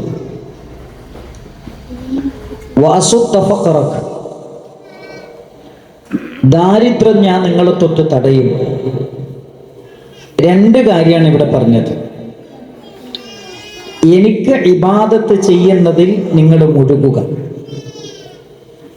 എങ്കിൽ അംലഉ സ്വദ്റക ഗിന, നിങ്ങളുടെ മനസ്സിൽ ഞാൻ സമാധാനം നിറച്ചു തരും. വഅസുദ്ദ ഫഖറക, ദാരിദ്ര്യം ഞാൻ നിങ്ങളെ തൊട്ട് തടയും. അതിലും വലിയ വേറെ എന്താ നമുക്ക് വേണ്ടത്? പടച്ചോന് ഇബാദത്ത് ചെയ്യുന്നതിൽ നമ്മൾ മുഴുകിയാൽ പടച്ചോൻ നമ്മളെ സഹായിക്കുന്നുള്ളതിന് ഒരു സംശയവുമില്ല. ഇനി വീണ്ടും നബി സല്ലല്ലാഹു അലൈഹി വസല്ലം പറഞ്ഞു, വഇല്ലം തഫ്അൽ, നിങ്ങൾ അങ്ങനെ ചെയ്തിട്ടില്ല എങ്കിൽ അംലഉ യദൈക ശുഗ്ലൻ വലം അസുദ്ദ ഫഖറക, എല്ലുമുറിയ പണിയെടുത്താലും നിങ്ങളുടെ പ്രശ്നങ്ങൾ അവസാനിക്കുകയില്ല. നിങ്ങൾ നോക്കി, എത്ര അധ്വാനിച്ചിട്ടും കാര്യമില്ല. മാസത്തിൽ 1 ലക്ഷം രൂപ ശമ്പളം വാങ്ങേണ്ടത് തികയുന്നില്ല. മാസം 15 ആകുമ്പോൾ കടം വാങ്ങാൻ. അതെന്താ? ഉള്ളതിൽ ബർക്കത്തില്ല. ഇത് ഞാൻ പറഞ്ഞല്ല, മുഹമ്മദ് മുസ്തഫ സല്ലല്ലാഹു അലൈഹി വസല്ലം നമ്മളെ പഠിപ്പിച്ചു തരാണ്. അപ്പൊ നമ്മുടെ കുടുംബത്തിൽ നമുക്ക് സ്വസ്ഥതയും സമാധാനവും വേണമെങ്കിൽ നമ്മുടെ വിശ്വാസം റെഡിയാകണം. നമ്മുടെ ഖദായിലുള്ള വിശ്വാസം ദൃഢീകരിക്കപ്പെടണം. നമ്മുടെ ഇബാദത്തുകളിൽ കണിശതയും സൂക്ഷ്മതയും കൃത്യതയും നിത്യതയും ഉണ്ടാകണം. അത് വളരെ പ്രധാനമാണ്. ഒരു കാര്യം കൂടി ഞാൻ ചേർത്ത് പറയാം. അബ്ദുല്ലാഹി ഇബ്നു മസ്ഊദ് റളിയല്ലാഹു അൻഹു പറഞ്ഞൊരു വാചകമുണ്ട്. എന്താണ് അദ്ദേഹം പറഞ്ഞത്? നിങ്ങൾ ആരെങ്കിലും നാളെ മുസ്ലിമായ നിലയിൽ അള്ളാഹുവിനെ കണ്ടുമുട്ടാൻ ആഗ്രഹിക്കുന്നുവെങ്കിൽ, നിങ്ങൾ മുസ്ലിമായ നിലയിൽ അള്ളാഹുവിനെ കണ്ടുമുട്ടാൻ ആഗ്രഹിക്കുന്നുവെങ്കിൽ 5 നേരത്തെ നിസ്കാരവും ഹൈസു യുനാദാ ബിഹിന്ന, എവിടുന്നാണോ വിളിക്കുന്നത് അവിടെ പോയി ആ നിസ്കാരത്തെ അവൻ സൂക്ഷിച്ചു കൊള്ളട്ടെ. നമ്മുടെ നാട്ടിലൊക്കെ പള്ളിയിൽ ഏറ്റവും കൂടുതൽ ആൾക്കാർ ഏത് സമയത്ത് ഉണ്ടാകുക? മഗ്‌രിബിന്, പിന്നെയോ ഇശായിനും, പിന്നെ ജുമാക്കും. മിക്കവാറും മഗ്‌രിബ് നിസ്കാരത്തിനും ജുമാക്കുമാണ് ആളുകൾ ഏറ്റവും കൂടുതൽ ഉണ്ടാക്കുക. അതെന്താ? ഞങ്ങൾ ഈ മഹല്ലിലെ മെമ്പറാണ്, ഞങ്ങളുടെ മക്കളുടെ കല്യാണത്തിന് സർട്ടിഫിക്കറ്റ് വേണം, ഞങ്ങൾ മരിച്ചാൽ ഈ മഹല്ലിന്റെ ഖബർസ്ഥാനിൽ ഞങ്ങൾ മറവ് ചെയ്യണം, അതിന് നമ്മൾ പള്ളിയിൽ ഉണ്ടാകും. സുബഹിക്ക് പള്ളിയിലുണ്ടോ? ഇല്ല. ഇശാഇന് പള്ളിയിലുണ്ടോ? ഇല്ല. നബി സല്ലല്ലാഹു അലൈഹി വസല്ലമ പറഞ്ഞു, അസ്ഖലുസ് സ്വലാത്തി അലൽ മുനാഫിഖീൻ, മുനാഫിഖീങ്ങൾക്ക് ഏറ്റവും ഭാരമുള്ള നിസ്കാരം. നബി സല്ലല്ലാഹു അലൈഹി വസല്ലമ രണ്ട് നിസ്കാരം പരിചയപ്പെടുത്തി. ഒന്ന് അസ്സലാത്തുൽ ഫജ്രി, സുബഹി നിസ്കാരമാണ്. രണ്ട്, നബി സല്ലല്ലാഹു അലൈഹി വസല്ലമ പറയുന്നു വസ്സലാത്തുൽ ഇശാ, ഇശാ നമസ്കാരമാണ്. പ്രിയപ്പെട്ടവരെ, രണ്ട് നിസ്കാരം മുനാഫിഖുകൾക്ക് ഏറ്റവും ഭാര. ഒന്നേതാ? ഒന്ന് സുബഹി, രണ്ടാമത്തേത് ഇശ. നമുക്ക് പള്ളിയുണ്ട്, നമുക്ക് നിസ്കരിക്കാനുള്ള സൗകര്യമുണ്ട്, ആരോഗ്യമുണ്ട്, ഇതൊക്കെ ഉണ്ട്, എന്നാലും നമ്മൾ പള്ളിയിലെത്തൂല. എത്ര വിചാരിച്ചിട്ടും കാര്യമില്ല, എത്ര കിണഞ്ഞ് പരിശ്രമിച്ചിട്ടും കാര്യമില്ല, ജീവിതത്തിൽ ഒരു സ്വസ്ഥത ഉണ്ടാവില്ല. അള്ളാന്റെ റസൂൽ കരീം സല്ലല്ലാഹു അലൈഹി വസല്ലം പറയാണ്, ഒരാൾ നിസ്കാരത്തിൽ അബദ്ധം കാണിക്കുന്നവനാണെങ്കിൽ അവന്റെ എല്ലാം ബാത്തിലാണ്. ഒരാൾ അസ്ർ നിസ്കാരം നഷ്ടപ്പെടുത്തിയാൽ അവന്റെ എല്ലാ അമലുകളും ബാത്തിലാണ്. ഇതൊക്കെ നബി സല്ലല്ലാഹു അലൈഹി വസല്ലം ഹദീസിലൂടെ പറഞ്ഞ, ഒരാളുടെ നിസ്കാരം ശരിയായാൽ എല്ലാം ശരിയായി. നമസ്കാരം എന്ന് പറയുന്നത് ഒരു മനുഷ്യന്റെ ജീവിതത്തിലെ എല്ലാം ശരിയായി കിട്ടാനുള്ള മാനദണ്ഡമായിട്ടാണ് നബി സല്ലല്ലാഹു അലൈഹി വസല്ലമ നമുക്ക് പരിചയപ്പെടുത്തി തരുന്നത്. അതുകൊണ്ട് പ്രിയപ്പെട്ടവരെ, ഏറ്റവും പ്രധാനമായി ഓർമ്മപ്പെടുത്താനുള്ളത്, ഇബാദത്തുകളുടെ വിഷയത്തിൽ കണിശത വേണം, കൃത്യത വേണം, നിത്യത വേണം. ഇവിടെ നോക്കൂ, നബി സല്ലല്ലാഹു അലൈഹി വസല്ലം ഒരിക്കൽ പ്രാർത്ഥിക്കുന്നുണ്ട്. എന്താ പ്രാർത്ഥിക്കുന്നത്? റഹിമല്ലാഹു ഇംറഅതൻ, ഒരു പെണ്ണിനെ അള്ളാഹു അനുഗ്രഹിക്കട്ടെ. എന്താണ് ആ പെണ്ണിന്റെ പ്രത്യേകത? ഖാമത്ത് മിനൽ ലൈൽ, അവൾ രാത്രി എഴുന്നേൽക്കുന്നു തഹജ്ജുദ് നിസ്കരിക്കാൻ. എഴുന്നേറ്റ് തഹജ്ജുദ് നിസ്കരിക്കുന്ന സമയത്ത് കിടന്നുറങ്ങുന്ന ഭർത്താവിനെ പോയി വിളിക്കുന്നു. നിങ്ങൾ ആലോചിച്ചു, ഭർത്താവിനെ പോയി വിളിക്കാണ്, ഭർത്താവ് എഴുന്നേൽക്കുന്നില്ല. അപ്പൊ എന്താ ചെയ്യുന്നതെന്നറിയോ? ബാത്റൂമിൽ കയറി ഒരു പാത്രത്തിൽ വെള്ളം കൊണ്ടുവന്ന് വനലഹത്ത് അലാ വജ്ഹിഹി, ഭർത്താവിന്റെ മുഖത്ത് തെളിക്കാണ്. എന്നിട്ട് വെള്ളം തളിച്ചിട്ട് എഴുന്നേൽപ്പിച്ച് നിസ്കരിപ്പിക്കുന്ന പെണ്ണ് അള്ളാഹ് അനുഗ്രഹിക്കട്ടെ. ആരാ പ്രാർത്ഥിച്ചത്? മുഹമ്മദ് മുസ്തഫ സല്ലല്ലാഹു അലൈഹി വസല്ലം. അതേപോലെ പ്രവാചകൻ പ്രാർത്ഥിച്ചു, റഹിമല്ലാഹു റജുലൻ, അള്ളാഹ് ഒരു പുരുഷനെ അനുഗ്രഹിക്കട്ടെ. തഹജ്ജുദ് നിസ്കരിക്കാൻ എണീക്കുന്നു, കിടന്നുറങ്ങുന്ന ഭാര്യയെ വിളിച്ചുണർത്തുന്നു, ഉണരുന്നില്ല, മുഖത്ത് വെള്ളം കുടഞ്ഞ് അവിടെ എഴുന്നേൽപ്പിച്ചിരുത്തുന്നു. ഇത് പറയുമ്പോൾ ചില ആൾക്കാരൊക്കെ പറയും, നമ്മളെ മുഖത്തൊന്ന് കുറഞ്ഞത് ഓർമ്മ ഉണ്ടാവുള്ളൂ അല്ലേ? മുഹമ്മദ് മുസ്തഫ സല്ലല്ലാഹു അലൈഹി വസല്ലം അവർക്ക് വേണ്ടി പ്രാർത്ഥിച്ചു എന്നാണ് ഹദീസിലുള്ളത്. ഞാൻ പറയുന്നത് അറിയോ, നിങ്ങൾ തഹജ്ജുദ് നിസ്കരിക്കാനൊന്നും വിളിച്ചില്ലെങ്കിലും സുബഹിക്ക് എഴുന്നേറ്റ് അല്ലേ ഭർത്താവിനെ വിളിച്ച് പള്ളിയിലേക്ക് പറഞ്ഞേക്കാൻ, അത് ഭയങ്കര ബർക്കത്താണ് ജീവിതത്തിൽ. അള്ളാഹുവിന്റെ റസൂൽ സല്ലല്ലാഹു അലൈഹി വസല്ലമ ബറക്കത്തുണ്ട് എന്ന് പഠിപ്പിക്കപ്പെട്ട സമയമാണ്. ആ സമയത്ത് നമ്മൾ പള്ളിയിൽ പോയി നിസ്കരിച്ചാൽ 14ഓളം ഗുണങ്ങൾ നബി സല്ലല്ലാഹു അലൈഹി വസല്ലമ ഹദീസിലൂടെ പഠിപ്പിച്ചിട്ടുണ്ട്. അള്ളാഹുവിന്റെ റസൂൽ സല്ലല്ലാഹു അലൈഹി വസല്ലമ പറയുന്നുണ്ട്, ഫഇൻ സ്വലുഹത് ഫഖദ് അഫ്ലഹ, നിസ്കാരത്തിന്റെ വിഷയത്തിൽ ഒരാൾ ശരിയായാൽ അവൻ വിജയിച്ചു. വഅൻജഹ, അവൻ വിജയിച്ചു, അവൻ രക്ഷപ്പെട്ടു. വഇൻ ഫസദത്, ഒരാളുടെ നിസ്കാരം മോശമായാൽ ഫഖദ് ഖാബ വഖസിറ, അവൻ പരാജയപ്പെട്ടു, അവൻ നഷ്ടപ്പെട്ടു പോയി, അവൻ നഷ്ടക്കാരനാണ്, പരാജയപ്പെട്ടവനാണെന്ന് മുഹമ്മദ് മുസ്തഫ സല്ലല്ലാഹു അലൈഹി വസല്ലം അല്ലാഹുവിന്റെ റസൂല പഠിപ്പിക്കുന്നത്. ഒരാൾ നിസ്കാരത്തിന്റെ കാര്യത്തിൽ മോശമാണോ, അവൻ പരാജയപ്പെട്ടു, എല്ലാത്തിലും പരാജയപ്പെട്ടു. വ്യക്തി ജീവിതത്തിൽ പരാജയപ്പെടും, കുടുംബത്തിൽ പരാജയപ്പെടും, സമൂഹത്തിൽ പരാജയപ്പെടും, സ്വഭാവത്തിൽ പരാജയപ്പെടും, എല്ലാ മേഖലയിലും പരാജയപ്പെടും. നമുക്ക് രക്ഷപ്പെടാനുള്ള ഒരു വഴി എന്താ അറിയും? ഇബാദത്ത്, അത് കണിശമായിരിക്കണം. പടച്ചോന്റെ സഹായം നമുക്ക് ഉണ്ടാകും, അതിൽ നമുക്കുള്ളു, വേറൊന്നുമില്ല. ഇനിയോ പ്രിയപ്പെട്ടവരെ, നാലാമത്തെ കാര്യം, നമ്മുടെ സ്വഭാവം നമ്മൾ നന്നാക്കണം. നമ്മളെ കുടുംബത്തിൽ ഏറ്റവും പ്രധാനമായി ശ്രദ്ധിക്കേണ്ട കാര്യമാണ് നമ്മുടെ സ്വഭാവം നമ്മൾ നന്നാക്കണം. ഭാര്യ ഭർത്തൃ ജീവിതത്തിൽ ഏറ്റവും കൂടുതൽ നമ്മൾ ശ്രദ്ധിക്കേണ്ടത് നല്ല സ്വഭാവത്തിൻ്റെ ഉടമകളായി നമ്മൾ മാറണം. നമ്മൾ പഠിക്കേണ്ടത് ഇവിടുന്നാണ്, മുഹമ്മദ് മുസ്തഫ സല്ലല്ലാഹു അലൈഹി വസല്ലമയിൽ നിന്നാണ് പഠിക്കേണ്ടത്. സാധാരണ ഇവിടെ പ്രസംഗിക്കുമ്പോൾ കുടുംബം പറയുമ്പോൾ പെണ്ണുങ്ങളുടെ ഉത്തരവാദിത്തം മാത്രമേ പറയലുള്ളൂ. പുരുഷന്മാരുടെ ഉത്തരവാദിത്തങ്ങൾ പലപ്പോഴും പറയാറില്ല. അത് പറയുമ്പോഴത്തേക്ക് സമയം കഴിയും.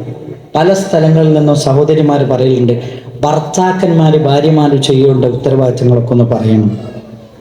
നിങ്ങൾ നോക്കൂ, നമ്മൾ ഭർത്താവിനെ പഠിക്കേണ്ടത് എവിടുന്നാണ്? മുഹമ്മദ് മുസ്തഫ സല്ലല്ലാഹു അലൈഹി വസല്ലമയിൽ നിന്നാണ്. മനോഹരമാണ് പ്രവാചകന്റെ ജീവിതം.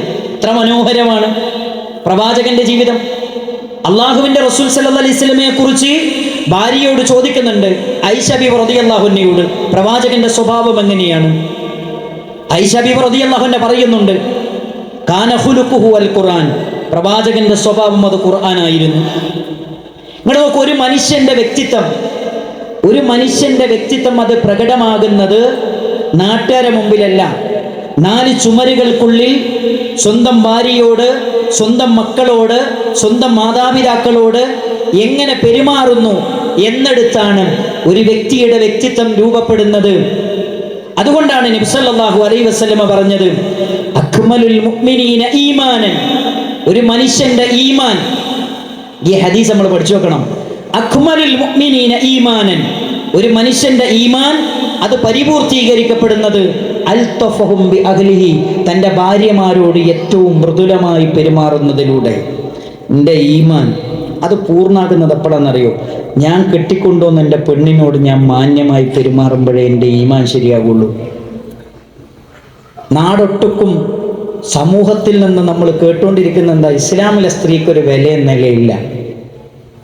വസ്ത്രം അഴിച്ചു മാറ്റുന്നത് പോലെ അഴിച്ചു മാറ്റാനും നിലം ഉഴുതുമറിക്കുന്നത് പോലെ ഉഴുതുമറിക്കാനുമുള്ളൊരു ഉപകരണം മാത്രമാണ് സ്ത്രീകളെന്ന് പറഞ്ഞ് ഇസ്ലാമിലെ സ്ത്രീകളെ വിമർശിക്കുമ്പോൾ അതിശക്തമായി നെഞ്ചു നിവർത്തി പറയാൻ പറ്റണം, കെട്ടിക്കൊണ്ടുവന്ന പെണ്ണിനോട് മാന്യമായി പെരുമാറിയില്ലെങ്കിൽ സ്വർഗത്ത് പോകുന്ന ഈമാൻ പോലും പൂർണ്ണാകൂല എന്ന് പഠിപ്പിച്ചു തന്ന മതാണ് പരിശുദ്ധമായ ഇസ്ലാം എന്ന് പറയാൻ നമുക്ക് പറ്റണം. അങ്ങനെ നമ്മുടെ സ്വഭാവം നമ്മൾ ക്രമീകരിക്കണം. തീർന്നിട്ടില്ല. മുഹമ്മദ് മുസ്തഫ സല്ലല്ലാഹു അലൈഹി വസല്ലമയുടെ ജീവിതത്തിൽ 2 സംഭവങ്ങൾ ഞാൻ പറയാം. ഒന്ന്, നബി സല്ലല്ലാഹു അലൈഹി വസല്ലമ സുബഹി നിസ്കരിക്കും. സുബഹി നിസ്കാരം കഴിഞ്ഞ് തൻ്റെ പ്രിയപ്പെട്ട സഹാബത്തിനെ മുന്നിലിരുത്തും. സഹാബത്തിനോട് ചോദിക്കാനുള്ള സംശയങ്ങളൊക്കെ ചോദിക്കാൻ പറയും. സംശയങ്ങളൊക്കെ ചോദിച്ചു കഴിഞ്ഞാൽ നബി സല്ലല്ലാഹു അലൈഹി വസല്ലമ പോവുകയാണ്. എവിടത്തേക്കാണ്? ജീവിതകാലത്ത് പ്രവാചകന് 11 ഭാര്യമാരുണ്ട്. 11 ഭാര്യമാരിൽ ജീവിതകാലത്ത് 2 ഭാര്യമാർ മരണപ്പെട്ടു. ഒന്ന് ഖദീജ ബിൻത് ഖുവൈലിദ് റളിയല്ലാഹു അൻഹ, 2 സൈനബ റളിയല്ലാഹു അൻഹ. 2 ഭാര്യമാർ മരണപ്പെട്ടു. ബാക്കി 9 പേരുണ്ട്. സുബഹി നിസ്കാരം കഴിഞ്ഞ് സഹാബത്തിന്റെ സംശയമൊക്കെ ചോദിച്ചതിന് ശേഷം പോവുകയാണ്. എവിടത്തേക്ക്? 9 ഭാര്യമാരുടെ വീട്ടിലേക്ക്. എന്തിനാ പോന്നത്? ഭാര്യമാരോട് സലാം പറയാൻ, ഭാര്യമാർക്ക് വേണ്ടി പ്രാർത്ഥിക്കാൻ. സുബ്ഹാനല്ലാഹ്, 2 കാര്യങ്ങൾ: ഭാര്യമാർക്ക് വേണ്ടി പ്രാർത്ഥിക്കാൻ, ഭാര്യമാരോട് സലാം പറയാൻ. നമ്മൾ ഭാര്യമാർക്ക് വേണ്ടി പ്രാർത്ഥിക്കലുണ്ടോ? ആലോചിക്കണം. നമ്മൾ നമ്മുടെ ഭാര്യമാർക്ക് വേണ്ടി പ്രാർത്ഥിക്കാറുണ്ടോ? നമ്മുടെ മക്കളെ ഗർഭം ധരിച്ച, നമ്മുടെ മക്കളെ നൊന്ത് പ്രസവിച്ച, നമ്മുടെ മക്കളെ പ്രസവിച്ചതിൻ്റെ പേരിൽ ശാരീരികമായ പ്രശ്നങ്ങളും പ്രതിസന്ധികളും അനുഭവിക്കുന്ന, ഇടയ്ക്കൊക്കെ ഭാര്യേൻ്റെ അടുത്ത് ഇരിക്കുമ്പോൾ ഭാര്യ പറയും, ഊരക്ക് വേദനയാണ്, കാലിൻ്റെ 2 മുട്ടിനും വേദനയാണ്, വയറിൻ്റെ അവിടെ നിന്നൊക്കെ വേദന ഉണ്ട്. എങ്ങനെയാ ഉണ്ടായത്? നമ്മളെ മക്കളെ ഗർഭം ധരിച്ചിട്ടാ, മക്കളെ പ്രസവിച്ചിട്ടാ അല്ലേ? അവർക്ക് വേണ്ടി ഒന്ന് പ്രാർത്ഥിക്കാൻ എൻ്റെ പ്രിയപ്പെട്ടവരെ നമുക്ക് സാധിച്ചു. മുഹമ്മദ് മുസ്തഫ സല്ലല്ലാഹു അലൈഹി വസല്ലം ആരാണ്? അറേബ്യൻ നുബുവൂഖണ്ഡത്തിന്റെ കിരീടം വെക്കാത്ത രാജാവ് സയ്യിദുൽ വറ മുഹമ്മദ് മുസ്തഫ സല്ലല്ലാഹു അലൈഹി വസല്ലം. 22 രാജ്യങ്ങളുടെ ഹാക്കിമാണ്, ഖാദിയാണ്, ഇമാമാണ് മുഹമ്മദ് മുസ്തഫ സല്ലല്ലാഹു അലൈഹി വസല്ലം.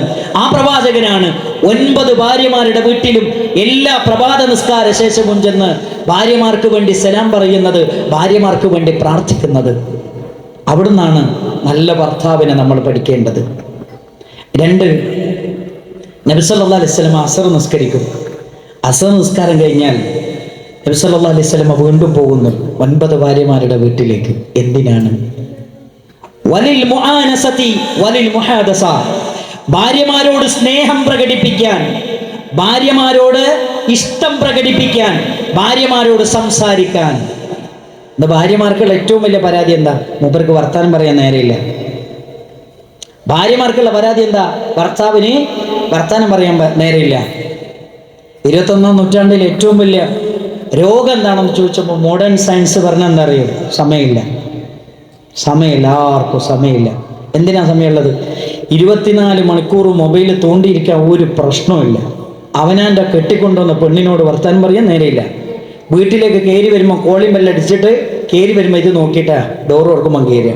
ഭാര്യൻ്റെ മുഖത്ത് നോക്കൂല അല്ലേ? ഡൈനിങ് ഹാളിലുള്ള സിറ്റ് ഔട്ടിലുള്ള അല്ലേ സോഫയിൽ ഇരുന്നിട്ട് ഭാര്യനോട് വർത്താനം പറയണില്ല, നോക്കുകയാണ്, തീരുന്നില്ല. ഭക്ഷണം മുന്നിൽ കൊണ്ടുവന്ന് വെച്ചാൽ അവിടെയും മൊബൈലാണ്. ബെഡ്റൂമിലേക്ക് ചെന്നാൽ അവിടെയും മൊബൈലാണ്. ചില ഭാര്യമാരൊക്കെ പറയലുണ്ട്, ഇത് കണ്ടുപിടിച്ചോനൊന്ന് കാണിച്ചു തരുമോ? നിങ്ങൾ ആലോചിച്ചു, ഒരു സ്വസ്ഥതയും സൗകര്യവും കൊടുക്കണില്ല. ആരോടാ ഇത് പറയേണ്ടത്? സംസാരിക്കേണ്ടതാണ്. ഞാൻ പറഞ്ഞിട്ട് നിങ്ങളോട്, ലോകത്ത് ഏറ്റവും കൂടുതൽ മെന്റൽ സ്ട്രെസ് അനുഭവിക്കുന്നത് ആരാന്നറിയോ? ഭാര്യമാരാ. ലോകത്ത് ഏറ്റവും കൂടുതൽ മെന്റൽ സ്ട്രെസ് അനുഭവിക്കുന്നത് ഭാര്യമാരാ. പുതിയ കണക്കുകളാണ്. നിങ്ങളൊന്ന് ആലോചിച്ച് നോക്ക്. രാവിലെ നമ്മളെ വീട്ടിൽ നിന്ന് 3 കുട്ടികൾ സ്കൂളിൽ പോകണം. 8 മണിക്ക് വണ്ടി വരും. ഭാര്യമാരെന്ത് ചെയ്തു? സുബഹിസ്കാരം കഴിഞ്ഞിട്ട് 5:30 മണിക്ക് നമസ്കാരം. ഒരു 6:30 മണിക്ക് എഴുന്നേറ്റാലൊക്കെ റെഡിയാണ്. ഒന്ന് കിടന്നു, ക്ഷീണം കൊണ്ട് അവർ കിടന്നു. അങ്ങനെ കിടന്നപ്പോൾ എന്ത് ചെയ്തെന്ന് വെച്ചാൽ അലാറമൊക്കെ വെച്ചിട്ടാണ് കിടന്നത്. 1/2 മണിക്കൂർ വൈകി അല്ലേ? 7-7:30 മണിക്കാണ് എണീക്കുന്നത്. പിന്നെ അവിടെ എന്താ ഉണ്ടാകുന്നറിയോ?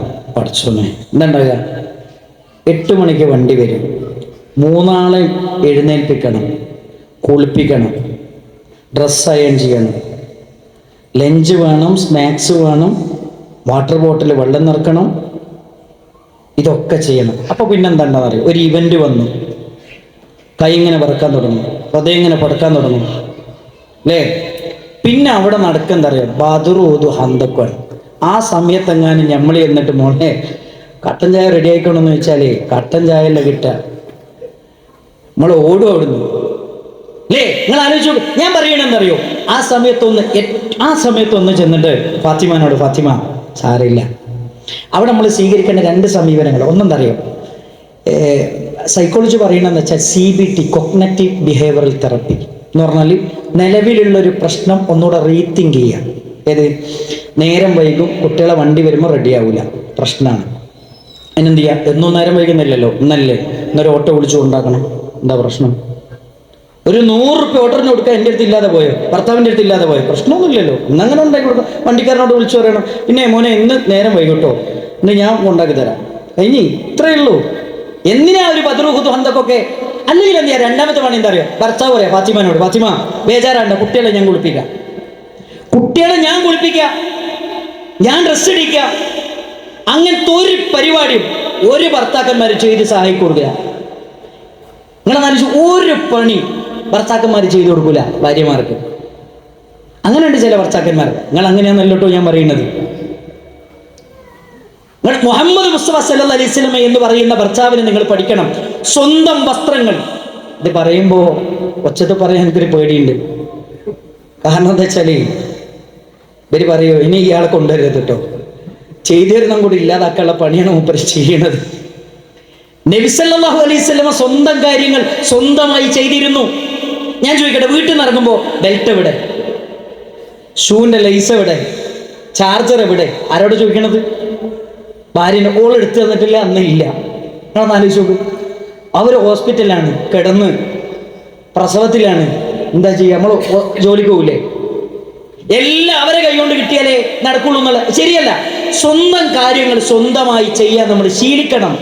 ആടിനെ കറന്നുകൊടുത്ത പ്രവാചകൻ, അടുക്കളയിൽ ഗോതമ്പ് മാവ് കുഴച്ചു കൊടുത്ത പ്രവാചകൻ സല്ലല്ലാഹു അലൈഹി വസല്ലം, അതാണ് മുഹമ്മദ് മുസ്തഫ സല്ലല്ലാഹു അലൈഹി വസല്ലം. ആ പ്രവാചകനിൽ നിന്നാണ് ജീവിതം നമ്മൾ പഠിക്കേണ്ടത്. ആ പ്രവാചകനാണ് നമ്മുടെ മാതൃക. അതായിരിക്കണം നമ്മുടെ മാതൃക. നിങ്ങളെ ആലോചിച്ച് നോക്ക്. ഭാര്യമാരോട് സംസാരിക്കണം. മാത്രമല്ല, ഈ പ്രശ്നം മാത്രമല്ല, കുടുംബത്തിൽ നമ്മൾ ഉമ്മൻ്റെ അടുത്തു നിന്നുള്ള പ്രശ്നം അനുഭവിക്കുന്നുണ്ട്. മിക്ക വീട്ടിലും ഒരു ഭർത്താവിൻ്റെ ഒരു പങ്ങളുണ്ടാവും. ചിലപ്പോൾ ചില വീട്ടിലൊക്കെ കല്യാണം ഒന്നുകിൽ തൊലാക്ക് അല്ലെങ്കിൽ വിധവ, ഏതെങ്കിലും ഒന്നുണ്ടാവും. എന്താണെങ്കിലും അവിടുന്ന് ഒരു പ്രശ്നം വേറെ ഉണ്ടാവും. ഈ പ്രശ്നത്തിൻ്റെ ഒക്കെ നടുവിലായിരിക്കും നമ്മളെ ഭാര്യ ചെന്നിട്ട് കയറുക. അപ്പം അവർ കേൾക്കുന്നത് മുഴുവൻ നെഗറ്റീവായിരിക്കും. അപ്പം ഈ നെഗറ്റീവ് കേട്ട് കേട്ട് കേട്ട് അവസാനം ബെഡ്റൂമിലേക്ക് ചെല്ലുമ്പോൾ നമ്മളെന്താ പറയുക, ഇതെന്താ ഇത്ര നേരം വൈകി, നമുക്കൊന്ന് നേരത്തെ വന്നുകൂടെ തന്നെ, ഇതെന്താ ഇതൊന്ന് എടുത്തു വെക്കാഞ്ഞ്, എന്താ അതൊന്ന് വിരിച്ചു വെക്കാഞ്ഞ്. അവിടെ ചെന്നാലും അവിടെ എന്താ ഉണ്ടാവുക, നെഗറ്റീവ്. അവിടെ കൂടി എന്താ അറിയോ, ഒരു ദിവസം അങ്ങോട്ട് പൊട്ടിത്തെറിക്കും. അതുകൊണ്ട് ഞാൻ പറയുന്നത് എന്താ അറിയോ, പ്രിയപ്പെട്ട ഭർത്താക്കന്മാരെ, ഭാര്യമാരെ അറിഞ്ഞ് സ്നേഹിക്കാൻ നമുക്ക് കഴിയണം. നമ്മുടെ ഭാര്യമാരെ അറിഞ്ഞ് സ്നേഹിക്കാൻ നമുക്ക് കഴിയണം. അങ്ങനെ നിങ്ങൾക്ക് കഴിഞ്ഞിട്ടില്ലെങ്കിൽ ഉറപ്പാണ് നിങ്ങളെ ഭാര്യ എന്ത് ചെയ്യുമെന്നറിയോ, 2 ആഴ്ച 3 ആഴ്ച നിങ്ങളെ വീട്ടിൽ നിന്ന് 4ാമത്തെ ആഴ്ച പറയും എനിക്ക് വീടും വേണ്ട പുതിയാപ്പിളയും വേണ്ട, ഞാൻ പോവാണ്. ഞാൻ ചോദിക്കട്ടെ, പുതിയ തലമുറയെ നമ്മൾ കേട്ടുകൊണ്ടിരിക്കുന്ന വർത്താനം എന്താ, കല്യാണം വേണ്ട. എന്താ കല്യാണം വേണ്ടെന്ന് പറഞ്ഞാൽ, കല്യാണം വേണ്ടെന്ന് പറഞ്ഞാൽ എന്താ, ഉമ്മനോട് പറയാണ് മക്കള്, പിന്നെ കല്യാണം എന്ന് പറഞ്ഞാൽ നിങ്ങളും പുതിയാപ്പിളയും കൂടെ ബാപ്പയും കൂടെ ജീവിക്കുന്നല്ലേ, നിങ്ങൾ പറഞ്ഞ ഭാര്യയും ഭർത്താവായിട്ടുള്ള ജീവിതം എന്ന് പറഞ്ഞാൽ എനിക്ക് വേണ്ട കേട്ടോ. എന്നും തല്ലാണ്, എന്നും ബദറുഹുദു ഹന്തക്കുമാണ്. ഈ ജാതി പരിപാടിയാണെങ്കിൽ കല്യാണം എനിക്ക് വേണ്ട. ഞാൻ ചോദിക്കട്ടെ, കല്യാണം വേണ്ടാന്ന് പുതിയ തലമുറ പറയാനുള്ള കാരണം എന്താ? നമ്മളാണ് അല്ലേ? നിങ്ങൾ ആലോചിച്ച് നോക്കി, ആരാ അതിന്റെ കാരണക്കാര്? നമ്മളാണ്. അതുകൊണ്ട് പ്രിയപ്പെട്ടവരെ, എൻ്റെ പ്രിയപ്പെട്ട സഹോദരങ്ങളെ, മാതൃകായോഗ്യരായ മാതൃകാപരമായ ജീവിതം നയിക്കാൻ മുഹമ്മദ് മുസ്തഫ സല്ലല്ലാഹു അലൈഹി വസല്ലമയുടെ ജീവിതം നമ്മൾ പഠിച്ചേ പറ്റുള്ളൂ. നല്ല ഭർത്താവാകണം നമ്മൾ. ഭാര്യമാരെ അറിഞ്ഞ് സ്നേഹിക്കാൻ നമുക്ക് കഴിയണം. ഭാര്യമാരെ അർഹിക്കുന്ന പരിഗണന കൊടുക്കാൻ നമുക്ക് കഴിയണം. ഭാര്യമാരെ സ്നേഹിക്കണം, ഭാര്യമാരെ ആദരിക്കണം. നിങ്ങളൊന്ന് ആലോചിച്ച് നോക്ക്, ഒരു കുഞ്ഞിനെ പ്രസവിക്കുക എന്ന് പറഞ്ഞാൽ എന്താ ഒരു ഉമ്മ ചെയ്യണത്? 9 മാസവും 10 ദിവസവും നമ്മളെ കുഞ്ഞിനെ വയറ്റിലിട്ട് കൊണ്ടെടുക്കാൻ, ഒരു നല്ല ഭക്ഷണം കഴിക്കാൻ പറ്റൂല, ഒന്ന് നന്നായിട്ട് ഉറങ്ങാൻ പറ്റണില്ല, ഒന്ന് നന്നായിട്ട് യാത്ര ചെയ്യാൻ പറ്റൂല, നിങ്ങളുടെ നാട് ഒന്നും ആസ്വദിക്കാൻ പറ്റുന്നില്ല. ലേബർ റൂമിൽ ശരീരത്തിലെ 22ഓളം വരുന്ന എല്ലുകൾ ഒരേ സമയം പൊട്ടിപ്പോകുന്ന വേദന അനുഭവിച്ചിട്ടാ എൻ്റെ കുഞ്ഞിനെ എൻ്റെ ഭാര്യ പ്രസവിച്ചു തന്നത്. അവളെ ഞാനല്ലാതെ വേറെ ആരാ? പ്രിയപ്പെട്ടവരെ, ബഹുമാനിക്കുക, സ്നേഹിക്കുക, ആദരിക്കുക. നമ്മൾ ആദരിക്കേണ്ടതാണ്. അർഹിക്കുന്ന പരിഗണന കൊടുക്കുക. നമ്മൾ മാത്രമേ കൊടുക്കുള്ളൂ. നമ്മളെ മക്കളെയാണ് പ്രസവിക്കേണ്ടത്. അതുകൊണ്ട് നമ്മൾ മനസ്സിലാക്കേണ്ടത് അറിയോ, അവരെ അറിഞ്ഞ് സ്നേഹിക്കാൻ ഭർത്താക്കന്മാരെ നമുക്ക് കഴിയണം. അതാണ് ഏറ്റവും നല്ല ഭർത്താവ്. അതുകൊണ്ടാണ് നബി സല്ലല്ലാഹു അലൈഹി വസല്ലം പറഞ്ഞത്, ഖിയാറുക്കും, നിങ്ങളുടെ കൂട്ടത്തിൽ ഏറ്റവും മാന്യനാരാന്നറിയോ? അങ്ങാടിയിലെ നാട്ടുകാരെ മുന്നിൽ മാന്യനല്ല, അവനാൻ കെട്ടിക്കൊണ്ടുവന്ന പെണ്ണിനോട് മാന്യമായി പെരുമാറുന്നവനാ ഏറ്റവും നല്ല ഭർത്താവ് എന്ന് മുഹമ്മദ് മുസ്തഫ സല്ലല്ലാഹു അലൈഹി വസല്ലം. ഒരിക്കൽ ആയിഷ ബീബി റളിയല്ലാഹു അൻഹയോട് ചോദിക്കുന്നുണ്ട്, എന്തെന്നറിയോ, പിന്നെ ഒരിക്കൽ ഉമ്മു സലമത്ത് റളിയല്ലാഹു അൻഹയുടെ മുന്നിൽ വെച്ച് അവരുടെ മകൻ നബി സല്ലല്ലാഹു അലൈഹി വസല്ലമയോട് ചോദിക്കുന്നുണ്ട്, നബിയെ ഇവിടെ നോക്കണം, ഭാര്യമാരെ പ്രവാചകൻ പരിഗണിച്ചതിൻ്റെ ഒരു രീതി. നബീനോട് ചോദിക്കാണ്, അള്ളാന്റെ റസൂലിനോട് ചോദിക്കാണ് സല്ലല്ലാഹു അലൈഹി വസല്ലം, അള്ളാന്റെ റസൂലെ, നോമ്പുകാരനായിരിക്കെ ഒരാൾക്ക് അവരുടെ ഭാര്യനെ ചുംബിക്കാൻ പറ്റുമെന്ന് ചോദിച്ചു. ആരാണ് ചോദിക്കണത്? പ്രവാചക തിരുമേനി സല്ലല്ലാഹു അലൈഹി വസല്ലം. ആരാ അടുത്തുള്ളത്? ഉമ്മണ്ട്. ഉമ്മന്റെ മുമ്പിൽ വെച്ചിട്ടാണ് വളർത്തു മകൻ റസൂലുള്ളാഹിനോട് ചോദിക്കുന്നത്. അവൻ നബി സല്ലല്ലാഹു അലൈഹി വസല്ലം പറഞ്ഞാൽ അറിയാം, അപ്പുറത്തിപ്പുറത്ത് സാഹബത്തൊക്കെ ഉണ്ട്. നബി സല്ലല്ലാഹു അലൈഹി വസല്ലം പറഞ്ഞാൽ, എൻ്റെ ഉമ്മനോടൊന്ന് ചോദിച്ചു നോക്ക്. ഞാനതിന് മറുപടി പറയാനില്ല, എൻ്റെ ഉമ്മനോടൊന്ന് ചോദിച്ചു നോക്ക്. അപ്പൊ ഉമ്മനോട് ചോദിച്ചു, ഉമ്മ പറഞ്ഞു തരാണ്, അള്ളാന്റെ റസൂൽ അങ്ങനെ ചെയ്തിരുന്നു, എന്നിട്ട് പള്ളിയിൽ പോയി നിസ്കരിച്ചിരുന്നു. നിങ്ങൾ നോക്ക്, ഭാര്യക്ക് അവിടെ പരിഗണന കൊടുക്കുകയാണ്. റസൂലുള്ളാഹിക്ക് ഉത്തരം പറഞ്ഞാൽ മതി. അത് പറയാതെ എന്ത് ചെയ്തു? ഭാര്യക്ക് ഒരു ചോദിച്ചു, ഉമ്മനോട് ചോദിച്ചു, ഉമ്മ പറഞ്ഞു തരും. അത് ഞാൻ പറയണ്ട. അതൊരു പരിഗണനയാണ്. നമ്മളെ കുടുംബത്തിലൊരു വിഷയം വരുമ്പോൾ ഫാത്തിമാനോടൊന്ന് ചോദിച്ചു നോക്ക്. ഏത് നമ്മളിങ്ങനെയാ അറിയോ, എല്ലാ തീരുമാനം നമ്മളങ്ങോട്ട് എടുക്കും, അങ്ങോട്ട് അനുസരിച്ചോളണം. ഏത് അത് മാത്രമാണ് കുടുംബത്തിലെ കുടുംബിനിക്ക് കുടുംബകാര്യങ്ങളിൽ സംസാരിക്കാനും അഭിപ്രായം പറയാനും നമ്മൾ അവസരം കൊടുക്കണം. ഇല്ലെങ്കിൽ പ്രശ്നമാണ്. നിങ്ങളങ്ങോട്ട് തീരുമാനിച്ചല്ലേ, എനിക്കൊരു അവസരവും തന്നിട്ടില്ലല്ലോ, എന്നോട് ചോദിച്ചിട്ടൊന്നുമില്ലല്ലോ എന്ന് പറയുന്നൊരവസ്ഥ ഒരിക്കലും ഉണ്ടാകരുത്. അത് ഭർത്താക്കന്മാരെ നമ്മൾ ശ്രദ്ധിക്കണം. അതേപോലെ തന്നെ പ്രിയപ്പെട്ട ഭാര്യമാരോട് എനിക്ക് ഓർമ്മപ്പെടുത്താനുള്ള കുറഞ്ഞ സമയമുള്ളൂ. പ്രിയപ്പെട്ട ഭാര്യമാരോട്, സഹോദരിമാർ, നിങ്ങൾ മനസ്സിലാക്കണം വെച്ചാൽ എൻ്റെ ഭർത്താവ് ആരാണെന്ന് മനസ്സിലാക്കണം. ഭർത്താവ് ആരാണ് അത് മനസ്സിലാക്കുമ്പോൾ എന്ത് ചെയ്യുള്ളൂ? ഭർത്താവിൻ്റെ വിലയും നന്മയും മനസ്സിലാക്കിയാലേ ഭർത്താവിനോട് എന്തൊക്കെ ചെയ്തു കൊടുക്കാനുണ്ട് എന്നുള്ളത് മനസ്സിലാവുള്ളൂ. ഒരിക്കല് നബി സല്ലല്ലാഹു അലൈഹി വസല്ലമയുടെ സന്നിധിയിൽ ദീന് പഠിക്കാൻ വേണ്ടി ഒരു സഹാബ വനിത വന്നു. അള്ളാഹുവിന്റെ റസൂൽ സല്ലല്ലാഹു അലൈഹി വസല്ലം അവരോട് ചോദിച്ച ചോദ്യം എന്താ അറിയും? അദാതു സൗജിൻ അൻതി, നിനക്ക് ഭർത്താവുണ്ടോ? അവര് പറഞ്ഞു നബിയെ ഉണ്ട്. അടുത്ത വാചകം എന്താ അറിയോ? കൈഫ അൻതി ലഹു, നിന്റെ ഭർത്താവിനോട് നീ എങ്ങനെയാണ് പെരുമാറാറുള്ളത്? അവിടെ വെച്ച് ആ പെൺകുട്ടി പറയുന്നു, നബിയേ ലാ ഉഖസ്സിറു ഫീ ഖിദ്മതിഹി ശൈആ, എന്റെ ഭർത്താവിനെ സ്നേഹിക്കുന്നതിൽ, പരിചരിക്കുന്നതിൽ, അനുസരിക്കുന്നതിൽ ഞാൻ ഇന്നുവരെ ഒരു കുറവും വരുത്തിയിട്ടില്ല നബിയേ.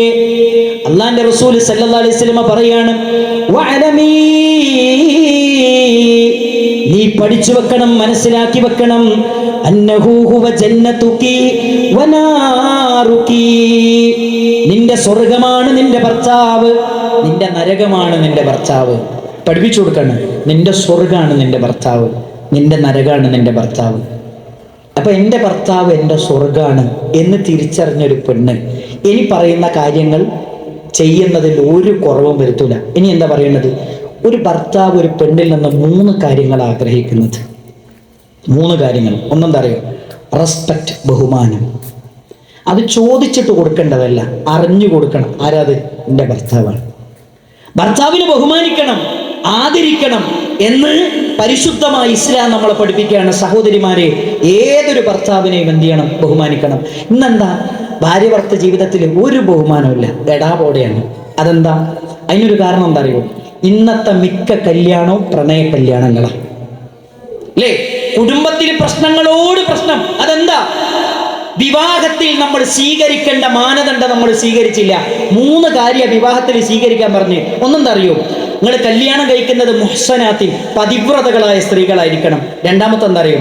ഗൈറ മുസാഫിഹാത്തിൻ, പരസ്യമായിട്ട് വ്യഭിചാരത്തിന് ഇറങ്ങുന്ന പെണ്ണുങ്ങളെ കല്യാണം കഴിക്കരുത്. ഏത്? ഇന്നത്തെ കുട്ടികൾ അല്ലേ, ആണും പെണ്ണൊക്കെ തൊട്ടി ഉരുമ്മി പഠിച്ചാലേ പഠനം പാൽപ്പായസമാകുള്ളൂ എന്ന് ചിന്തിക്കുന്ന തലമുറയാണ്. എന്താ ഒന്ന് തൊട്ടാല്, എന്താ ഒന്ന് പിടിച്ചാല്, എന്താ ഒന്ന് ഷെയ്ക്കൻ്റെ കൊടുത്താല്, എന്നാ ഒന്നിച്ചൊന്ന് കിടന്നാൽ എന്താ അല്ലേ? ജെൻഡർ ടോയ്ലറ്റുകളും ജെൻഡർ ഹോസ്റ്റലുകളും നമ്മുടെ സമൂഹത്തിൽ സജീവമായി കൊണ്ടിരിക്കുന്ന ഒരു കാലത്താണ് നമ്മൾ ജീവിക്കുന്നത് അല്ലേ? എന്താ ഒന്ന് തൊട്ടാലെന്ന് ചോദിക്കുകയാണ്, അതിനെന്താ പ്രശ്നം എന്ന് ചോദിക്കുന്ന ഒരു കാലത്ത്. മാത്രല്ല സഹോദരങ്ങളെ, പ്രവാചക തിരുമേനി സല്ലല്ലാഹു അലൈഹി വസല്ലം പറയുന്നുണ്ട്, നിങ്ങൾ നോക്കൂ, ഈ കൊറോണയ്ക്ക് ശേഷമാണല്ലേ നമ്മുടെ നാട്ടിൽ ഈ കോസ്മെറ്റിക്സിന്റെ ഉപയോഗം കൂടിയത്. ചുണ്ടു ചോപ്പിച്ച് ഐലൈനറും ഐഷാഡും മുഖത്ത് പൊട്ടിയിട്ട് നടക്കുന്ന കുട്ടികൾ ഏറ്റവും കൂടുതൽ മുസ്ലിം കമ്മ്യൂണിറ്റിയിലെ കുട്ടികളാണ്. നിങ്ങൾ കണ്ടിട്ടില്ലേ? ഓണത്തിന് ചാടുന്നതാരാ മുന്നിലിരിക്കുന്നത്?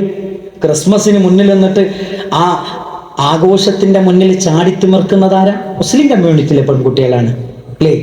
എല്ലാ അങ്ങാടിയിലും ഈ വേഷം ധരിച്ച് ചുണ്ടു ചോപ്പിച്ച് ഈ ജാതി സാധനമൊക്കെ ഇട്ട് നടക്കുന്നതാരാ? ആരാ? മുസ്ലിം കമ്മ്യൂണിറ്റിയിലെ പെൺകുട്ടികൾ. അള്ളാന്റെ റസൂല് പറയാണ്, കുല്ലു ഐനിൻ സാനിയ, ആളുകളെ കാണിക്കാൻ വേണ്ടി വേഷം ധരിക്കുന്നവർ വ്യഭിചാരിണികളാണെന്ന് ലോകത്തിന്റെ പ്രവാചകൻ മുഹമ്മദ് മുസ്തഫ സല്ലല്ലാഹു അലൈഹി വസല്ലം. ആലോചിച്ച് നോക്കണം, ആളുകളെ കാണിക്കാൻ വേണ്ടി വേഷം ധരിക്കുന്നവർ വ്യഭിചാരിണികളെന്ന് മുഹമ്മദ് റസൂലുള്ളാഹി സല്ലല്ലാഹു അലൈഹി വസല്ലം. അവരെ കല്യാണം കഴിക്കരുത്. മൂന്നാമത്തെ പറഞ്ഞ എന്താ അറിയോ? അത് നമ്മൾ അടിവരായിട്ട് മനസ്സിലാക്കേണ്ട കാര്യം. ഉമ്മമാരെ, ഉപ്പമാരെ, വലാ മുത്തഖിദാതി അഖ്ദാൻ, രഹസ്യമായ കൂട്ടുകാരിയെ സ്വീകരിച്ചവനെ, സ്വീകരിച്ചവളെ കല്യാണം കഴിക്കരുത്. പ്രണയം എന്ന് പേരിട്ടാലും, പ്രേമമെന്ന് പേരിട്ടാലും, ലവർ എന്ന് പേരിട്ടാലും, ലിവിങ് ടുഗദർ എന്ന് വിളിച്ചാലും, ബെസ്റ്റി എന്ന് വിളിച്ചാലും, ക്രഷ് തോന്നിയ പെണ്ണ് എന്ന് പറഞ്ഞാലും, ക്രഷ് തോന്നിയ ആണെന്ന് പറഞ്ഞാലും, നിങ്ങൾ എന്ത് പേരിട്ട് വിളിച്ചാലും അങ്ങനത്തെ ഒരു വിവാഹ ജീവിതം അത് സംതൃപ്തകരമായ ജീവിതമല്ല സമ്മാനിക്കുന്നത്, അത് ദുരന്തമായിരിക്കുമെന്നാണ് പരിശുദ്ധ ഇസ്ലാം നമ്മളെ പഠിപ്പിക്കുന്നത്. അതുകൊണ്ടാണ് ഇതൊന്നും കിട്ടാത്തത്. അതുകൊണ്ട് കിട്ടുന്ന സമയത്ത് എൻ്റെ പ്രിയപ്പെട്ട ഉമ്മമാരോടും ഉപ്പമാരോടും ദീനുള്ള പെൺകുട്ടികളെ നമ്മളെ കല്യാണം കഴിച്ചു കൊടുക്കണം. അതെന്തിനാണെന്നറിയോ? ദീനുള്ള പെണ്ണിനെ കിട്ടിയാൽ കിട്ടുന്ന ഗുണം എന്താ അറിയോ? അള്ളാന്റെ റസൂൽ സല്ലല്ലാഹു അലൈഹി വസല്ലം പറയുന്നുണ്ട്, വഇദാ നദർത ഇലൈഹാ സറതക, നോക്കിയാൽ മതി സമാധാനം കിട്ടും, സന്തോഷം കിട്ടും അല്ലേ? നോക്കിയാൽ മതി അവിടുന്ന് സന്തോഷം കിട്ടും അല്ലേ? ഇപ്പൊ ചില ആൾക്കാർ പറയും, നോക്കുമ്പോൾ ഉള്ള സന്തോഷം കൂടെ പോവാണ് ഉസ്താദെ, എന്താ കാട്ടേണ്ടത് അല്ലേ? അതെന്താ പ്രശ്നമാണ്, ദീനില്ലാത്ത പ്രശ്നമാണ്. രണ്ടാമത് നബി സല്ലല്ലാഹു അലൈഹി വസല്ലം പറഞ്ഞു, വഇദാ അമർതഹ, നീ അവളോട് അല്ലാഹുവിനെയും റസൂൽ കരീം സല്ലല്ലാഹു അലൈഹി വസല്ലമയെയും ധിക്കരിക്കാത്ത എന്തെങ്കിലും ഒരു കാര്യം അവരോട് കൽപ്പിച്ചാൽ അത്വാഅത്ക, അവൾ നിന്നെ അനുസരിക്കുമെന്ന് മുഹമ്മദ് റസൂലുള്ളാഹി സ്വല്ലല്ലാഹി അലൈഹി വസല്ലം. മൂന്നാമത്തെ കാര്യം, നീ ഇല്ലെങ്കിലും, നീ നിന്റെ വീട്ടിലില്ലെങ്കിലും നിന്റെ സമ്പത്തും നിന്റെ മക്കളെയും അവളുടെ ശരീരവും അവൾ പൊന്നുപോലെ നോക്കും. അതാണ് ദീനുള്ള ഒരു പെണ്ണിന്റെ പ്രത്യേകത. ദീനുള്ള ഒരു പെണ്ണിന്റെ പ്രത്യേകത അതാണ്. അതുകൊണ്ടാണ് പ്രിയപ്പെട്ടവരെ, ദീനിയായ കുടുംബ ജീവിതത്തിലേക്ക് മതബോധമുള്ള ധാർമ്മിക ബോധമുള്ളവരെ വിവാഹം ചെയ്താലേ വിവാഹ ജീവിതത്തിൽ നമുക്ക് സംതൃപ്തിയും സമാധാനവും ഉണ്ടാവുകയുള്ളൂ. അവിടെയാണ് നമ്മൾ ആഗ്രഹിച്ചത് നമുക്ക് ലഭിക്കുള്ളൂ. രണ്ടാമത്തെ കാര്യം, അള്ളാഹിനെ റസൂലിനെ ധിക്കരിക്കാത്ത കാര്യത്തിൽ ഭർത്താവിനെ അനുസരിക്കണം. അനുസരിക്കുക എന്ന് പറയുമ്പോൾ എല്ലാവരും പറയും ഞങ്ങൾ അനുസരിക്കുന്നുണ്ട്. പക്ഷെ ഒരു പ്രശ്നമുണ്ട്. എന്താ പ്രശ്നം? നമുക്കിടയിലേക്ക് ഒരാൾ കടന്നു വരും. ആരാണ് നമ്മുടെ മുഖ്യ ശത്രു? ആരാണ് നമ്മുടെ മുഖ്യ ശത്രു? ആരാണ്? ഒരിക്കലും ഭർത്താവിൻ്റെ ഉമ്മല്ല. പിന്നെ ആരാണ്? ശൈത്താനാണ്. ഇന്ന ശൈത്താന ലക്കും അദുവ്വുൻ മുബീൻ, പിശാച് നിങ്ങളുടെ മുഖ്യ ശത്രുവാണ്. ഫത്തഖിദൂഹു അദുവ്വ, നിങ്ങൾ അവനെ ശത്രുവായി കാണണം. മാ യുഫർരിഖൂന ബിഹി ബൈനൽ മർഇ വസൗജി, ഭാര്യനെ ഭർത്താവിനെ തെറ്റിക്കലാണ് ശൈത്താന്റെ പണി. അതൊരിക്കലും നമുക്കിടയിൽ അവന്റെ കുതന്ത്രങ്ങളുമായി വന്ന് കുതന്ത്രങ്ങൾ നടത്താൻ നമ്മൾ സമ്മതിക്കരുത്. അതിനെന്താ ചെയ്യേണ്ടതെന്നറിയോ? ശൈത്താൻ വേഗം പെണ്ണുങ്ങളെ തലേക്കാ കയറുക, പെണ്ണുങ്ങളെ തലേക്കാ വേഗം കയറുക. അതുകൊണ്ട് പ്രിയപ്പെട്ട സഹോദരിമാരെ, ഭാര്യ ഭർത്ത ജീവിതത്തിൽ എന്തെങ്കിലും ഒരു ചെറിയൊരു പ്രശ്നം വരുമ്പോൾ തന്നെ എന്ത് ചെയ്യാറിയോ? മനസ്സിലാക്കേണ്ടത് ശൈത്താൻ കളിക്കുന്നുണ്ട് ഞങ്ങളെ തെറ്റിക്കാൻ എന്ന ചിന്ത വന്നാൽ ഈ പ്രശ്നങ്ങളിൽ നിന്നൊക്കെ മാറിക്കാൻ പറ്റും. ഞാൻ ഒറ്റ ഉദാഹരണം പറയണം. വെള്ളിയാഴ്ച ദിവസം ഭാര്യമാരൊക്കെ എന്ത് ചെയ്യും? ഭർത്താക്കന്മാരെ വിളിക്കും അല്ലേ? എന്തിനാ വിളിക്കുന്നത്? ഇന്ന് വെള്ളിയാഴ്ചയാണ്, നാളെ ശനിയും ഞായറുമാണ്, ഞാനിന്ന് എൻ്റെ കുടി പോട്ടെന്ന് ചോദിക്കും അല്ലേ, എൻ്റെ വീട്ടിൽ പോട്ടെന്ന് ചോദിക്കും. നമ്മളെന്താ പറയുക? നമ്മളെ ശനിയും ഞായറും മാത്രമേ മദ്രസ ഉള്ളൂ, അത് കഴിഞ്ഞിട്ട് ഞായറാഴ്ച എന്ത് ചെയ്യുക? നമുക്ക് ഒന്നിച്ച് എൻ്റെ ഉമ്മാനെ കാണാൻ പോവാം അല്ലേ? അപ്പോൾ വലിയ പ്രശ്നമൊന്നും ഉണ്ടാവില്ല, ഓക്കെ എന്ന് പറയും. അപ്പം എന്തെന്ന് അറിയോ? ഇപ്പോൾ വൈകുന്നേരം അപ്പുറത്തെ വീട്ടിൽ ഇങ്ങനെ സ്ത്രീകൾ മാത്രം സംഗമിക്കുന്ന ചില സംഗമങ്ങൾ ഉണ്ടാകും. അവിടെ ചെന്നിട്ട് ചോദിക്കും, അല്ല ഈ എത്ര കാലമായി വീട്ടിൽ? അപ്പുറത്തെ വീട്ടിൽ എത്താത്ത ചോദിക്കാണ്, ഈ എത്ര കാലം എൻ്റെ വീട്ടിൽ തന്നെ അല്ലെ, ഈ വീട്ടിൽ തന്നെ, എൻ്റെ വീട്ടിലൊന്നും പോലില്ലേ? അപ്പോഴാണ് പറയുന്നത്, പിന്നെ ഞാൻ ഇന്ന് പുതിയാപ്പിള എന്നോട് ചോദിച്ചിരുന്നു, മൂപ്പര് പറഞ്ഞ ഇന്ന് പോകണ്ട, ഞായറാഴ്ച പോയാൽ മതി. അപ്പൊ പറയും, അതെ ജി പോരാത്തോണ്ടാണ്, ഞാനൊക്കെ എൻ്റെ പുതിയാപ്പിള ഉണ്ടല്ലോ, ഞാൻ പറഞ്ഞിടത്തിൽ വരച്ച വരയിലും കിടന്ന് നിർത്തും. എന്ത് കിട്ടി? ശൈത്താൻ എവിടെയൊക്കെ ഉണ്ട്? മിനൽ ജിന്നതി വന്നാസ്, മനുഷ്യന്മാരുടെ കൂട്ടത്തിലുണ്ട്, ശൈത്താന്മാരുടെ കൂട്ടത്തിലുമുണ്ട്. മനുഷ്യരെ പഴിപ്പിക്കുന്ന ആൾക്കാർ. അവിടുന്ന് ഒരു ചെറിയൊരു പ്രശ്നം ഇങ്ങനെ കൊടുത്തു. അടുത്ത ദിവസം വന്നിട്ട് പറയും അല്ലേ, എന്താ പറയാ, ഞാൻ ഇന്ന ദിവസം ഞാനിന്ന് വീട്ടിൽ പോകുന്നുണ്ടെന്ന് പറയും. വീട്ടിൽ പോയിക്കോട്ടെ എന്ന് ചോദിച്ചത് മാറി. 15 കൊല്ലമായി ഞാൻ ഇവിടെ, നിങ്ങൾ എന്നെ കെട്ടിക്കൊണ്ടുവന്നിട്ട്, അതുകൊണ്ട് ചോദിക്കാൻ എനിക്ക് അവകാശമുണ്ട്, അതുകൊണ്ട് ഞാനിതാ വീട്ടിൽ പോവാണ്, ഇന്ന ദിവസം ഞാൻ വീട്ടിൽ പോകും. അപ്പം നമ്മൾ പറയാം പറ്റൂലല്ലോ, മദ്രസ അല്ലേ മക്കളെ അല്ലേ, അതുകൊണ്ട് മദ്രസ ഒഴിവാക്കിയിട്ടുള്ള പരിപാടി വേണ്ട. അപ്പം എന്താണെന്നറിയോ? നിങ്ങളോട് പറയാം, മനസ്സ് തുറന്നിട്ട്, ഞാനൊരു പുതിയാപ്പിളല്ലേ, എന്തുണ്ടായെന്നറിയോ? കല്യാണത്തിൻ്റെ തലേന്ന്, കല്യാണത്തിൻ്റെ അന്ന് മുതൽ ഇന്ന് വരെ നിങ്ങളെടുത്ത് എന്തൊക്കെ മൈന്യൂട്ട് ന്യൂനത വന്നിട്ടുണ്ട്, അതൊക്കെ ഒരു വിളിച്ചു പറയും, അതൊക്കെ ഒരു വിളിച്ചു പറയും, എല്ലാം വിളിച്ചു പറയും. വിളിച്ചു പറഞ്ഞിട്ട് അവസാനം നമ്മൾ എന്ത് ചെയ്യും? ഒന്നും പറഞ്ഞിട്ടില്ല, എനിക്കിപ്പം തന്നെ പോകാം. അതാണ് പറഞ്ഞത്. നമ്മുടെ ശത്രു ആരാണ്? ശൈത്താനാണ്. ശൈത്താൻ നമുക്കിടയിൽ ഭിന്നിപ്പുണ്ടാക്കാൻ അതിശക്തമായ പരിശ്രമങ്ങൾ നടത്തും. അതുകൊണ്ടാണ് നബി സല്ലല്ലാഹു അലൈഹി വസല്ലം പറഞ്ഞത്, ഇബ്ലീസ് തന്റെ സിംഹാസനം വെള്ളത്തിന്റെ മുകളിൽ കൊണ്ടുപോയി വെച്ചു. എന്നിട്ട് തന്റെ അനുയായികളോട് പറഞ്ഞു, എല്ലാവരെയും വഴിപഴപ്പിച്ചു വരാൻ. ചില ആൾക്കാരൊക്കെ വന്നിട്ട് പറഞ്ഞു, ഇന്നാളെ ഞാൻ പഴപ്പിച്ചു, മറ്റേയാളെ ഞാൻ പഴപ്പിച്ചു. പക്ഷെ ശൈത്താൻ പറയാണ്, ഇബ്ലീസ് പറയാണ്, നീ ഒന്നൊരു ചുക്കും ചെയ്തിട്ടില്ല. അവസാനം ഒരാൾ വന്നിട്ട് പറയാണ്, ഞാനൊരു ഭാര്യൻ്റെ ഭർത്താവിൻ്റെ പിന്നാലെ കൂടി, അവർ രണ്ടുപേരെയും ത്വലാഖ് ചൊല്ലി വേർപിരിച്ചിട്ടാണ് വരുന്നത്. രണ്ടാളും ത്വലാഖ് ചൊല്ലി വേർപിരിഞ്ഞു. അപ്പോൾ ഇബ്ലീസ് അയാളെ കെട്ടിപ്പിടിച്ചിട്ട് പറയാണ്, നിഅമാൻത, നീയാണ് കൂട്ടത്തിൽ ഏറ്റവും നല്ല ആള്. അപ്പൊ ഇബ്ലീസിന്റെ പണി എന്താണ്? നമ്മുടെ ബന്ധം തകർക്കലാണ്, നമ്മുടെ കുടുംബത്തെ തകർക്കലാണ്. ഈ ചിന്തയും ബോധവും പ്രിയപ്പെട്ട സഹോദരിമാരെ, എന്ത് പ്രശ്നം ഉണ്ടാകുന്ന സമയത്തും നമ്മുടെ മനസ്സിലേക്ക് നമ്മൾ കടന്നു വരേണ്ടതുണ്ട്. അതേപോലെ തന്നെ മൂന്നാമത്തെ ഒരു കാര്യം എനിക്ക് ഓർമ്മപ്പെടുത്താനുള്ളത്, ശാരീരികമായ സംതൃപ്തി. അത് വളരെ പ്രധാനമാണ്. മാനസികമായി സംതൃപ്തിപ്പെടുത്തുന്നതോടൊപ്പം തന്നെ ശാരീരികമായും സംതൃപ്തിപ്പെടുത്താൻ ഒരു ഭാര്യയ്ക്ക് സാധിക്കേണ്ടതുണ്ട് എന്നാണ് പരിശുദ്ധ ഇസ്ലാം പറയുന്നത്. റസൂലുള്ളാഹി സ്വല്ലല്ലാഹു അലൈഹി വസല്ലം പറയുന്നുണ്ട്, അങ്ങ് രാത്രി തൻ്റെ വിരിപ്പിലേക്ക് തൻ്റെ പെണ്ണിനെ വിളിച്ചിട്ട് അവൾ വന്നില്ലെങ്കിൽ രാവിലെ വരെ ഈ മലക്കുകളുടെ ശാപമുണ്ട് എന്ന് മുഹമ്മദ് മുസ്തഫ സല്ലല്ലാഹു അലൈഹി വസല്ലം. ഒരു മനുഷ്യൻ്റെ ജീവിതത്തിൽ ഏറ്റവും അവശ്യ ഘടകമാണ് ശാരീരികമായ സംതൃപ്തി എന്ന് പറയുന്നത്. വെള്ളം, ഭക്ഷണം 24 മണിക്കൂർ ഓപ്പണായ ഹോട്ടലുകളുണ്ട്. ഇന്ന് കേരളത്തിൻ്റെ പുതിയൊരു സെൻസസ് എന്താ അറിയോ? അഭിസാരി പെണ്ണിൻ്റെ വാതിൽ മുട്ടുന്നവരുടെ കണക്ക് പരിശോധിക്കുമ്പോൾ അതിൽ 60% വിവാഹിതരാണ്. അതെന്തുകൊണ്ടാണ്? വിവാഹ ജീവിതത്തിൽ നിന്ന് കിട്ടേണ്ടത് കിട്ടാത്തത് കൊണ്ടാണ്. അത് ഏറ്റവും പ്രശ്നമാണ്. പുതിയ തലമുറയിൽ നമ്മൾ കണ്ടുവരുന്ന പ്രശ്നം എന്താ അറിയോ? വൃത്തികെട്ട ഫിലിമുകൾക്ക് അഡിക്റ്റ് ആയിക്കൊണ്ടിരിക്കുകയാണ് പുതിയ തലമുറ. കാരണം എന്താ? അവർക്ക് ലഭിക്കേണ്ടത് ലഭിക്കുന്നില്ല. അത് വലിയ പ്രശ്നമാണ്. മാസ്റ്റർബേഷൻ വ്യാപകമായിക്കൊണ്ടിരിക്കുന്നു.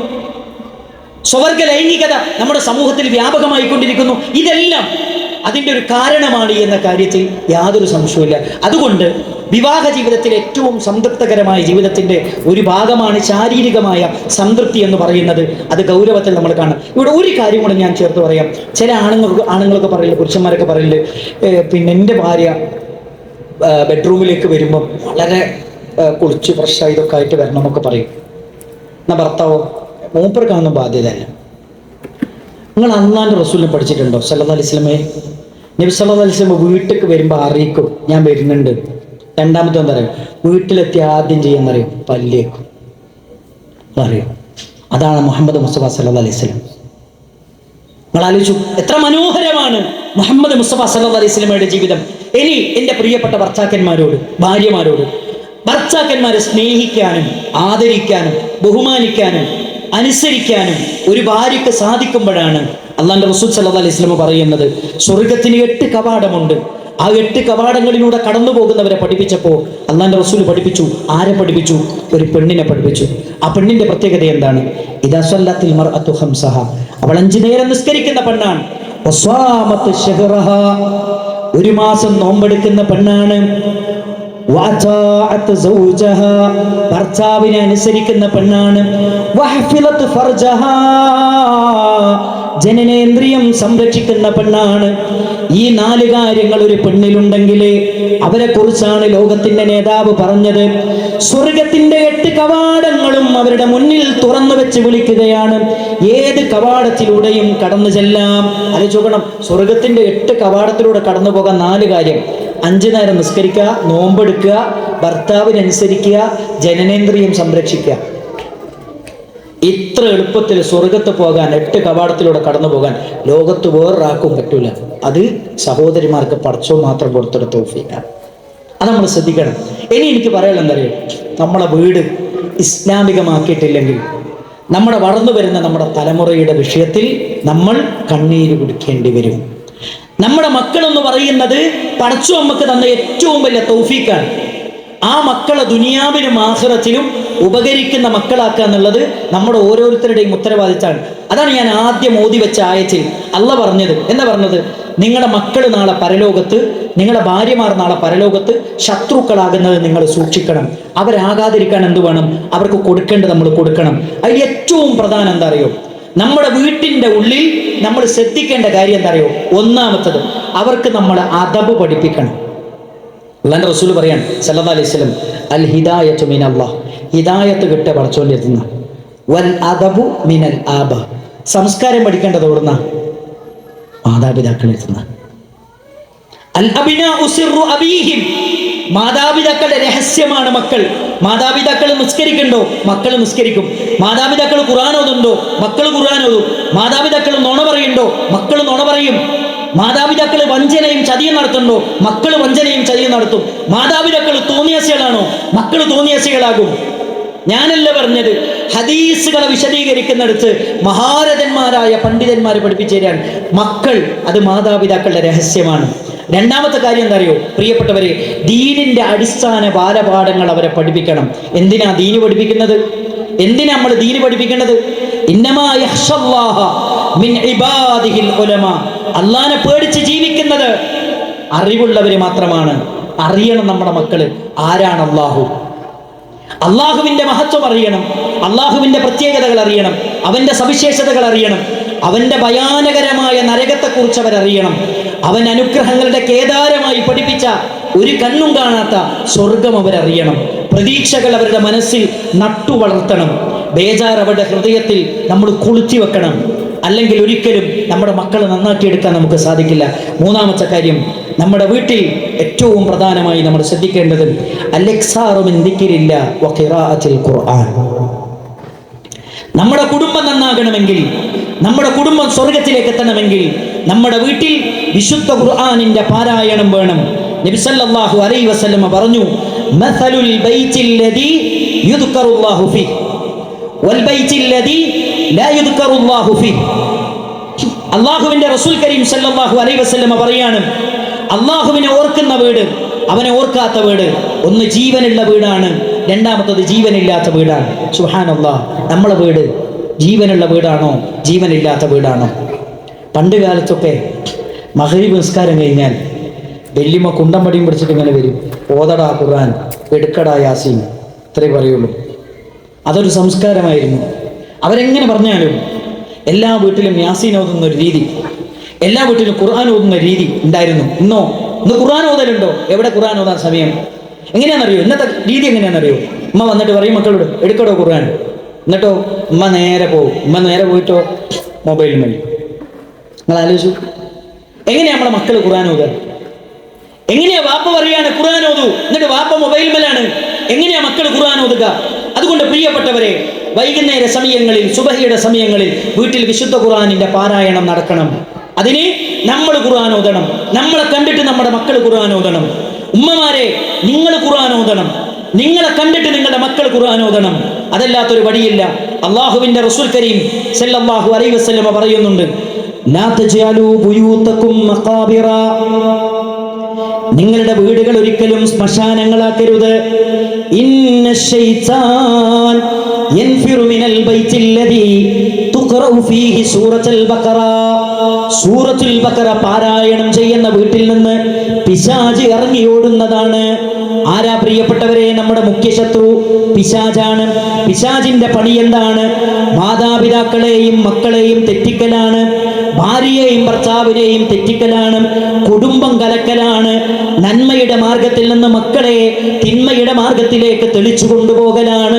ഈ പിശാചിനെ വീട്ടിൽ നിന്ന് ഇറക്കി ഓടിക്കാതെ നമ്മുടെ കുടുംബത്തെ രക്ഷപ്പെടുത്താൻ നമുക്ക് സാധ്യമല്ല.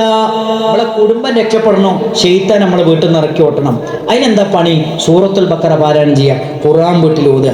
ഞാനല്ലട്ടോ പറഞ്ഞത്, ജീവിതത്തിൽ ഇന്ന് വരെ നുണ പറയാത്ത മുഹമ്മദ് മുസ്തഫ സല്ലല്ലാഹു അലൈഹി വസല്ലം. ഇനി എന്നെ അത്ഭുതപ്പെടുത്തിയൊരു കാര്യം എന്നറിയോ?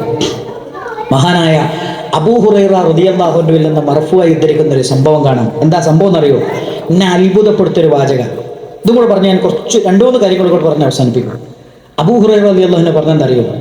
റസൂലുള്ള പറഞ്ഞതായിട്ട് പഠിപ്പിക്കാൻ, ഇന്നൽ ബൈത്ത്, ഒരു വീട്, അത് എത്ര ചെറിയ വീടാണെങ്കിലും ലയത്തസിഉ അലാ അഹ്ലിഹി, ആ വീട്ടിൽ പടച്ചോൻ വിശാലത കൊടുക്കും, സമാധാനം കൊടുക്കും, സംതൃപ്തി കൊടുക്കും, ബർക്കത്ത് കൊടുക്കും.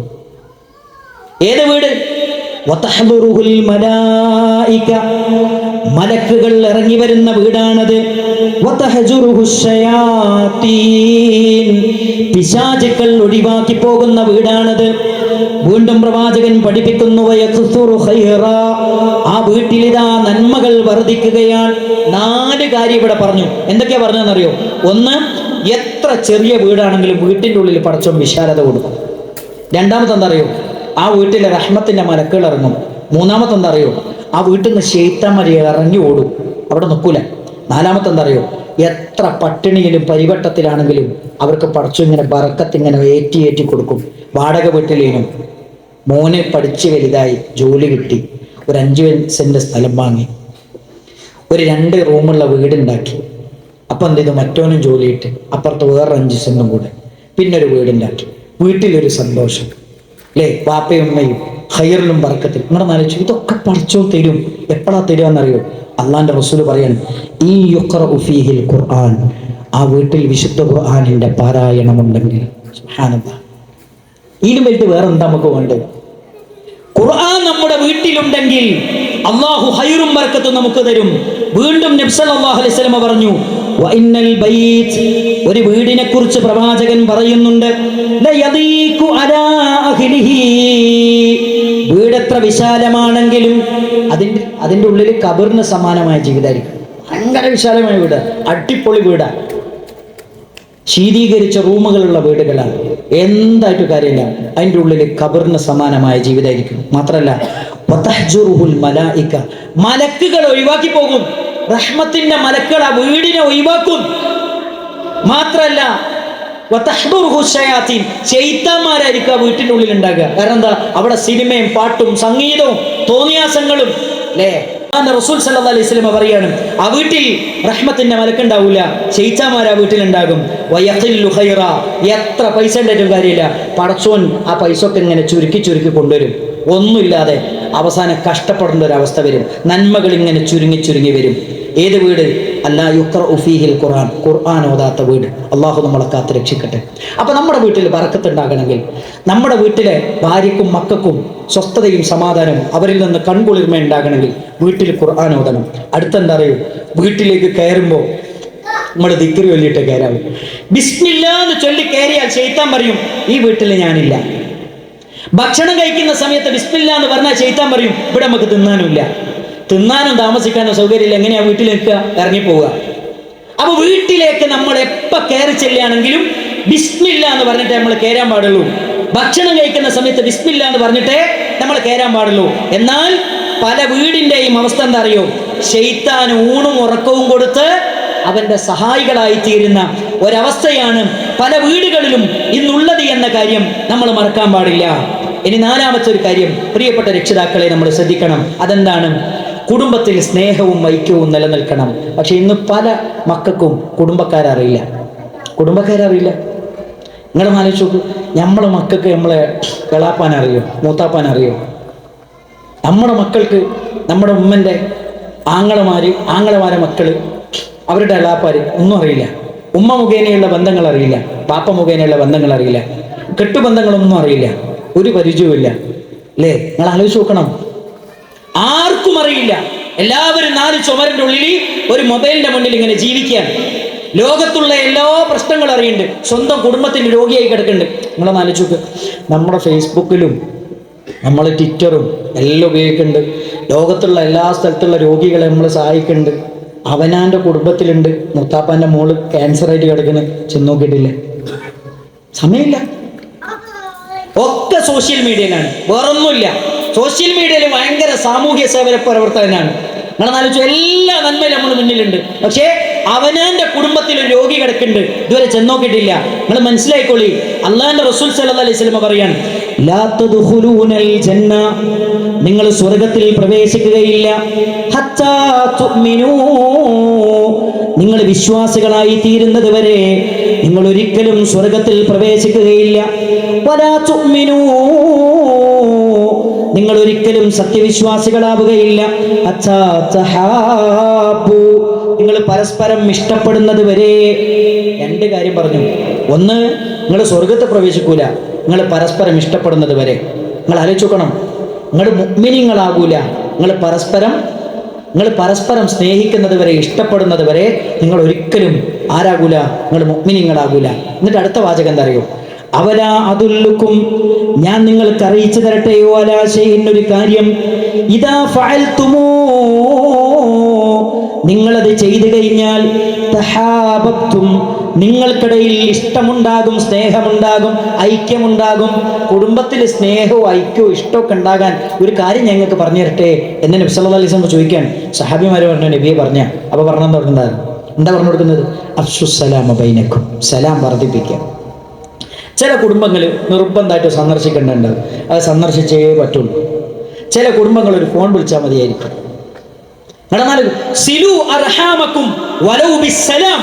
സലാം കൊണ്ടെങ്കിലും നിങ്ങളെ കുടുംബ ബന്ധം നിങ്ങൾ ചേർക്കണമെന്ന് മുഹമ്മദ് മുസ്തഫ സല്ലല്ലാഹു അലൈഹി വസല്ലം. ഒരു സലാം മാത്രം പറഞ്ഞാൽ മതിയായിരിക്കും, ഒരു ഫോൺ കോൾ മാത്രം മതിയായിരിക്കും. എന്നാൽ ചില കുടുംബങ്ങൾ അവിടെ നമ്മൾ പോകാൻ തന്നെ വേണം. നമ്മളെ വാപ്പ ഉമ്മ, നമ്മൾ വേറെ താമസമായിരിക്കും, പാപ്പൻ്റെ അടുത്ത് ഉമ്മൻ്റെ അടുത്ത് പോയേ പറ്റുള്ളൂ. പോകണം. കാരണം എന്താ? അവരുടെ കാടിനടിയിലാണ് നമ്മുടെ സ്വർഗം, അവരുടെ തൃപ്തിയിലാണ് പടച്ചോന്റെ തൃപ്തി. അത് നമ്മൾ മനസ്സിലാക്കണം. നമ്മുടെ മക്കളെ ഇത് നമ്മൾ പഠിപ്പിച്ചു കൊടുക്കണം. നമ്മുടെ കുടുംബക്കാരാരാണ്, ആ കുടുംബ വീടുകളിലേക്ക് നമ്മൾ പോകുമ്പോൾ അവരെയും നമ്മൾ കൊണ്ടുപോകണം. എന്നിട്ട് അവരെ പഠിപ്പിക്കണം. മാസത്തിൽ ആഴ്ചയിൽ പോകേണ്ടവരാരാണ്, സന്ദർശിക്കേണ്ടത് ആരാണ്, അവർ ശീലിക്കണം. എന്നാലേ നമ്മൾ കിടന്നാൽ, നമ്മൾ രോഗികളായാൽ അവർ നമ്മളെയും സംരക്ഷിക്കുകയും നമ്മളെയും പരിചരിക്കുകയുള്ളൂ. കാരണം നമ്മളിൽ നിന്നാണ് അവരെല്ലാ നന്മകളും പഠിക്കേണ്ടത്. അതേപോലെ തന്നെ പ്രിയപ്പെട്ട രക്ഷിതാക്കളെ, ഓർമ്മപ്പെടുത്താനുള്ള പ്രധാനപ്പെട്ട ഒരു കാര്യം, നമ്മുടെ വീട്ടിൽ വെച്ച് സുന്നത്ത് നിസ്കാരം നമ്മൾ അധികരിപ്പിക്കണം. നബി സല്ലല്ലാഹു അലൈഹി വസല്ലം പറഞ്ഞു, ഇദാ ഖളാ അഹദുകും അസ്സലാ ഫീ മസ്ജിദിഹി, പള്ളിയിൽ വെച്ചിട്ട് ഫർള് നിസ്കാരം നിർവഹിച്ചു കഴിഞ്ഞാൽ ഫല്യജഅൽ ലിബൈതിഹി നസീബൻ മിൻ സ്വലാത്തി, നിസ്കാരത്തൊന്ന് ഓഹരി നിങ്ങൾ മാറ്റി വെക്കണം. എന്തിനാണ്? വീട്ടിലേക്ക് മാറ്റി വെക്കണം. അതെന്തിനാണ്? ഫഇന്നല്ലാഹ ജാഇലുൻ ഫീ ബൈതിഹി മിൻ സ്വലാത്തിഹി ഖൈറാ, സുബഹിന്റെ മുമ്പുള്ള 2 റക്അത്ത് വീട്ടിൽ നിന്ന് നിസ്കരിക്കുക, എന്നിട്ട് സുബഹി പള്ളിയിൽ പോയി നിസ്കരിക്കുക. എന്തിനാ സുന്നത്ത് വീട്ടിൽ? ദുഹറിന്റെ മുമ്പുള്ള 4 റക്അത്ത്, ദുഹറിന് ശേഷമുള്ള 4, അതിൽ 2 എന്ത് ചെയ്യാ? നിസ്കരിക്കുക, വീട്ടിൽ നിന്ന് നിസ്കരിക്കുക, 2 പള്ളിയിൽ പോയിട്ട് നിസ്കരിക്കുക. നിങ്ങളൊന്ന് ആലോചിച്ചു, എന്തിനാണ് സുന്നത്ത് നിസ്കാരം വീട്ടിൽ വെച്ച് നിർവഹിക്കുന്നത്? നബി സല്ലല്ലാഹു അലൈഹി വസല്ലം പറഞ്ഞു, ജാഇലുൻ ഫീ ബൈതിഹി മിൻ സ്വലാത്തിഹി ഖൈറാ, ആ നിസ്കാരത്തിലൂടെ അല്ലാഹു നമ്മുടെ വീട്ടിൽ റഹ്മത്തും ബറക്കത്തും ഖൈറുകളും തരുന്നുണ്ട്. അത് ഖൈർ, അല്ലാഹു ഖൈറിന്റെ വാതിലുകൾ തുറക്കാനുള്ള ഏറ്റവും നല്ലൊരു കാരണമാണ്. അതുകൊണ്ട് എന്ത് ചെയ്യണം? നമ്മൾ ആ കാര്യം ശ്രദ്ധിക്കണം. നബി സല്ലല്ലാഹു അലൈഹി വസല്ലം പ്രത്യേകമായി പറഞ്ഞു, ഫസല്ലു അയ്യുഹന്നാസ്, ജനങ്ങളെ നിങ്ങൾ നിസ്കരിക്കണം, ഫീ ബുയൂതിക്കും, നിങ്ങളുടെ വീട്ടിൽ വെച്ച്. ഫഇന്ന അഫ്ളല സ്വലാത്തി സ്വലാത്തുൽ മർഇ ഫീ ബൈതിഹി ഇല്ലൽ മക്തൂബ്, ഫർള് നമസ്കാരമല്ലാത്ത നിസ്കാരങ്ങളിൽ ഏറ്റവും ഖൈറായത് വീട്ടിൽ വെച്ച് നിസ്കരിക്കുന്നതാണ് എന്ന് മുഹമ്മദ് റസൂലുള്ളാഹി സല്ലല്ലാഹു അലൈഹി വസല്ലമ എന്നെയും നിങ്ങളെയും പഠിപ്പിച്ചിട്ടുണ്ട്. അതുകൊണ്ട് നിസ്കാരത്തിന്റെ കാര്യം വീട്ടിൽ വെച്ച് നിർവഹിക്കാൻ നമ്മൾ പ്രത്യേകം ശ്രദ്ധിക്കണം. 5ാമത്തെ കാര്യം, പ്രിയപ്പെട്ടവരെ, നമ്മുടെ വീട്ടിലൊരു മറയുണ്ട്. നമ്മുടെ വീട്ടിൽ 3 മറകളുണ്ട്. 3 മറകളുണ്ട് നമ്മുടെ വീട്ടിൽ. സൂറത്തുൻ നൂറിൽ അല്ലാഹു പഠിപ്പിക്കുന്നുണ്ട്. ആ 3 മറകളും നമ്മൾ കാത്തു സൂക്ഷിക്കണം. ഏതാണ് ആ മറ? സൂറത്തുൻ നൂറിൽ പഠിപ്പിക്കുന്നു, യാ അയ്യുഹല്ലദീന ആമനു, ഏ സത്യവിശ്വാസികളെ, നിങ്ങളുടെ വീട്ടിലെ നിങ്ങളുടെ കുട്ടികളും നിങ്ങളുടെ വീട്ടിലെ ജോലിക്കാരികളും 3 സമയങ്ങളിൽ അനുവാദം ചോദിക്കാതെ വാപ്പന്റെ ഉമ്മന്റെ റൂമിലേക്ക് കയറാൻ പാടില്ല. അതേതാണ് സമയം? 1, വമിൻ ഖബലി സ്വലാത്തിൽ ഫജ്റി, സുബഹിന്റെ മുമ്പ് വാപ്പന്റെ ഉമ്മന്റെ റൂമിൽ അനുവാദമില്ലാതെ കയറാൻ പാടില്ല. 2ാമത്തത് വഹീന തളഊന സിയാബകും മിനൽ ദഹീറ, വസ്ത്രങ്ങൾ അഴിച്ചു വെച്ച് വിശ്രമിക്കുന്ന ഉച്ച സമയം വാപ്പാന്റെ ഉമ്മാന്റെ അനുവാദമില്ലാതെ ഉപ്പാന്റെ ഉമ്മാന്റെ റൂമിൽ കയറാൻ പാടില്ല. 3ാമത്തത് വമിൻ ബഅദി സ്വലാത്തിൽ ഇശാ, ഇശാ നമസ്കാര ശേഷം വാപ്പയുടെയും ഉമ്മയുടെയും അനുവാദമില്ലാതെ ആ റൂമിലേക്ക് കയറാൻ പാടില്ല. ഈ 3 സമയത്തെക്കുറിച്ചും പരിശുദ്ധ ഖുർആൻ പറയുന്നത്, സലാസു ഔറാത്തിൽ ലക്കും, നിങ്ങളുടെ വീടുകളിൽ നിങ്ങൾ മറച്ചു വെക്കേണ്ട 3 ഔറത്താണ്. ഔറത്ത് എന്ന് പറഞ്ഞാൽ കാണിച്ചെടുക്കേണ്ടല്ല, മറച്ചു വെക്കേണ്ടതാ. കുട്ടികൾ കാണാൻ പാടില്ല, കുട്ടികൾ കേൾക്കാൻ പാടില്ല, കുട്ടികൾ സാക്ഷ്യം വഹിക്കാൻ പാടില്ല. അത് പരിപാവനമായ ദാമ്പത്യമാണ്. മറച്ചു വെക്കണം. എന്ത് ചെയ്തു? നമ്മളെ മറച്ചു വെച്ചു. എന്നിട്ടോ കുട്ടീൻ്റെ കയ്യിലൊരു മൊബൈൽ കൊടുത്തു. കുട്ടി എന്താ കാണുന്നത്? നോക്കാൻ നേരമില്ല. കുട്ടി എന്താ കാണുന്നത്? നോക്കാൻ നേരമില്ല, പരിശോധിക്കാൻ നേരമില്ല. വൃത്തികേടുകൾ കാണുന്നു. 10 വയസ്സുള്ള കുട്ടി 5 വയസ്സുള്ള കുട്ടീനെ പീഡിപ്പിച്ചു. എങ്ങനെയാ പീഡനം നടന്നത്? ഞാൻ ചോദിക്കട്ടെ, 10 വയസ്സുള്ള 4ാം ക്ലാസ് പഠിക്കുന്ന കുട്ടി എവിടുന്നാ പീഡനം പഠിച്ചത്? എവിടുന്നാ പീഡനം പഠിച്ചത്? മാധ്യമങ്ങളാണ്, മീഡിയകളാണ് നമ്മുടെ കുഞ്ഞു മനസ്സിനെ മലീമസമാക്കിക്കൊണ്ടിരിക്കുന്നത്. നല്ലതേ കാണാവൂ, നല്ലതേ കേൾക്കാവൂ, നല്ലതിനെ സാക്ഷ്യം വഹിക്കാവൂ. അമേരിക്കയിലെ പ്രഗത്ഭനായ ജെയിംസ് പി സ്റ്റെയർ എന്ന് പറയുന്ന ഒരു ഗവേഷകൻ പറയുന്ന ഒരു വാചകമുണ്ട്. ഇൻ വൺ സ്റ്റഡി, ഒരു പഠനത്തിൽ ടീനേജുകാർ പറഞ്ഞു, top 2 source of sexual pressure, ലൈംഗിക സമ്മർദ്ദത്തിനുള്ള 2 സോഴ്സുകളേ ഉള്ളൂ. ലൈംഗിക അരാജകത്വത്തിലേക്ക് പുതിയ തലമുറനെ നയിക്കുന്ന 2 കാര്യങ്ങളുള്ളത്. ഒന്ന് ടെലിവിഷൻ ഷോ ആൻഡ് മ്യൂസിക്. ഇത് രണ്ടുമാണ് നമ്മുടെ കുട്ടികളെ വഴിതെറ്റിക്കുന്നത്, അല്ലേ? സൂംബ ഡാൻസും DJ പാർട്ടിയും. ഇതില്ലാതെ ഞാൻ ചോദിക്കട്ടെ, സെൻഡ് ഓഫിന് DJ പാർട്ടി, അതിന് പൈസ കൊടുക്കുന്ന ആരാ? പറഞ്ഞേക്കുന്ന ആരാ? ഞമ്മളാണ്. നിങ്ങൾ ആലോചിച്ച് നോക്ക്, DJ പാർട്ടിക്ക് പൈസ കൊടുക്കും. എന്താ DJ പാർട്ടി? തുള്ളുക, അല്ലേ? ഞാൻ ചോദിക്കട്ടെ, ഏറ്റവും കൂടുതൽ ഇന്ന് സമൂഹത്തിൽ ലഹരി വ്യാപിക്കുന്നത് എവിടെയാണെന്നറിയോ? ലഹരി പൂക്കുന്നത് എവിടെയാണെന്നറിയോ? ടർഫുകളിലാണ്, അല്ലേ? പണ്ടൊക്കെ മഗ്‌രിബ് നിസ്കാരം കഴിഞ്ഞിട്ട് നമ്മൾ കളി നിർത്തുമായിരുന്നു. പള്ളിയിൽ പോയിട്ട് നമസ്കരിക്കും. അതോടുകൂടി കളി കഴിഞ്ഞു വന്നത്തെ. ഇന്നോ മഗ്‌രിബിന് ആ കളി തുടങ്ങാം. കളി അവസാനിക്കലോ പിറ്റേന്ന് രാവിലെ. ഒരു മനുഷ്യന് എത്ര നേരം കളിക്കാൻ പറ്റും? ഒരു 2 കളി, അതുകൊണ്ട് 3 കളി അല്ലേ? അത് കഴിഞ്ഞാലോ രാവിലെ വരെ കളിക്കണം. എന്താ ചെയ്യുക? അപ്പോൾ അവിടെ കുറച്ച് ആൾക്കാരുണ്ടാവും. പിന്നെ നിങ്ങൾക്ക് ക്ഷീണമില്ലാതെ രാവിലെ വരെ കളിക്കണോ? ഞാനൊരു സാധനം തരാം, MDM അടിച്ചാൽ മതി. രാവിലെ വരെ കളിക്കുക.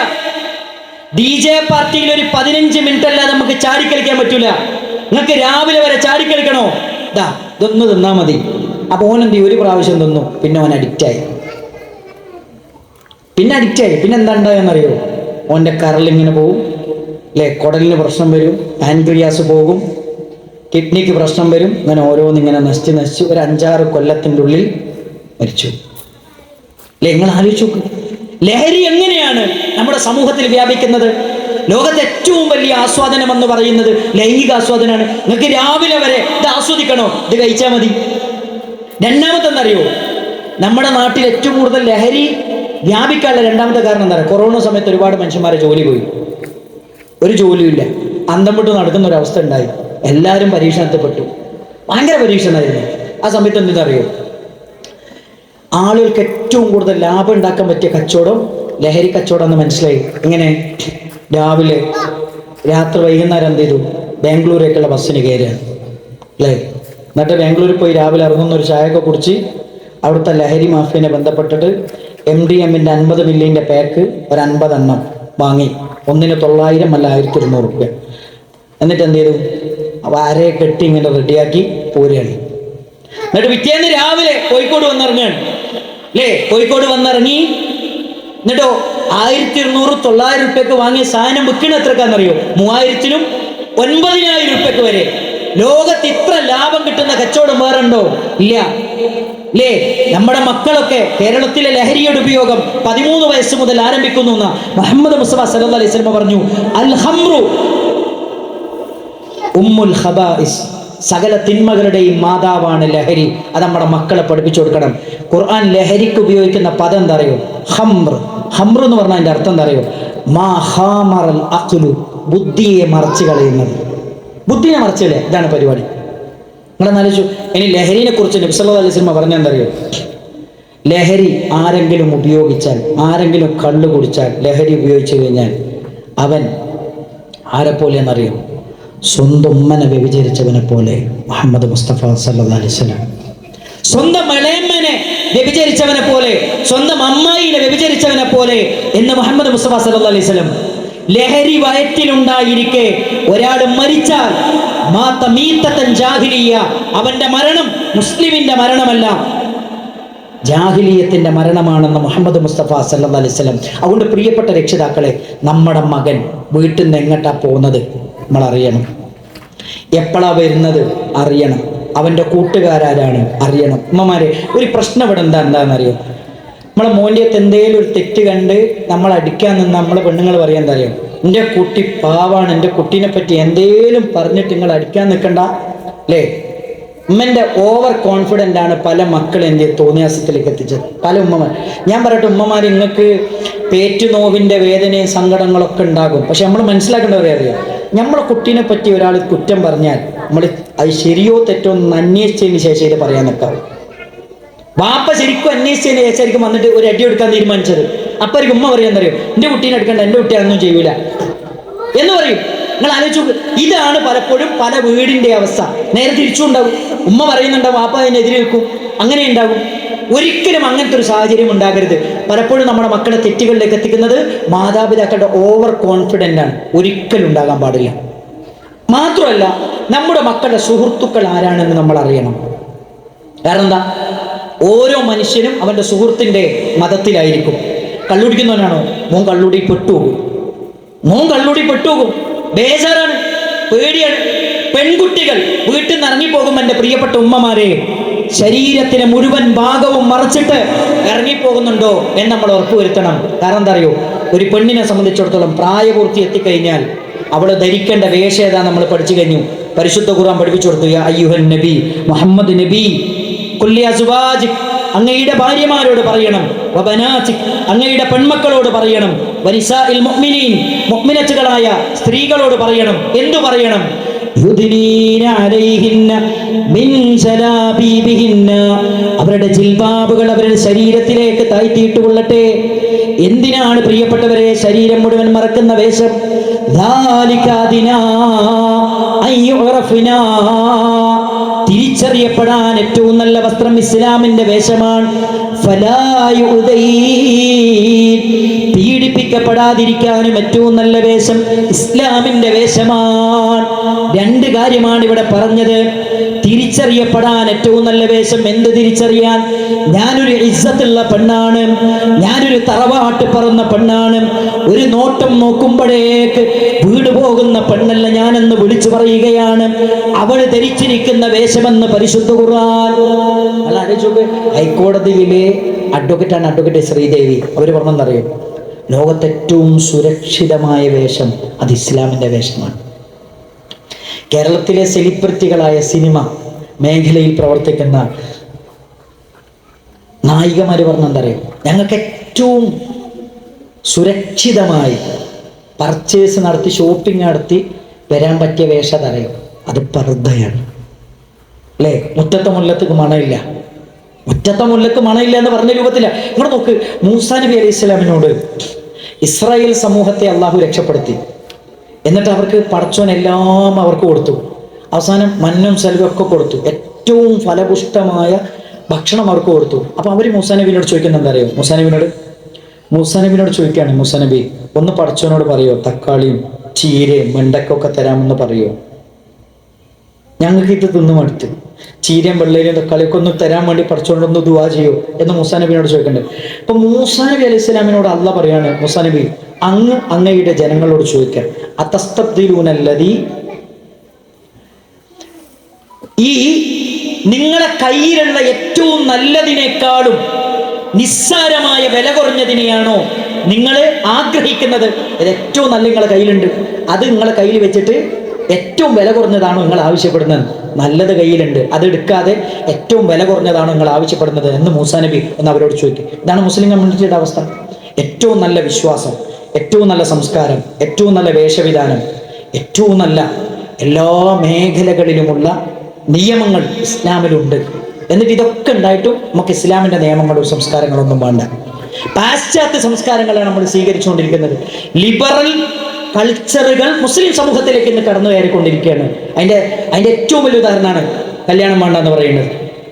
ഇത് ജോലി ഇട്ടിട്ട് മതി കല്യാണം, പഠനം കഴിഞ്ഞിട്ട് മതി കല്യാണം. ഈ ജാതി വർത്തനൊക്കെ ഇവിടുന്ന് വരുന്നത് ലിബറലിസത്തിന്റെ ഒരു പ്രത്യേക തരം ഐഡിയകളാണ്. അപ്പൊ നമ്മൾ മനസ്സിലാക്കേണ്ട ഒരു കാര്യം എന്താ അറിയോ? ലിബറലിസം മുന്നോട്ട് വെക്കുന്ന 3 കാര്യങ്ങളുണ്ട്. ഒന്ന് ഫ്രീഡം, സ്വാതന്ത്ര്യം വേണം. പുതിയ തലമുറ ഞങ്ങൾക്ക് സ്വാതന്ത്ര്യം ഇല്ല, അല്ലേ?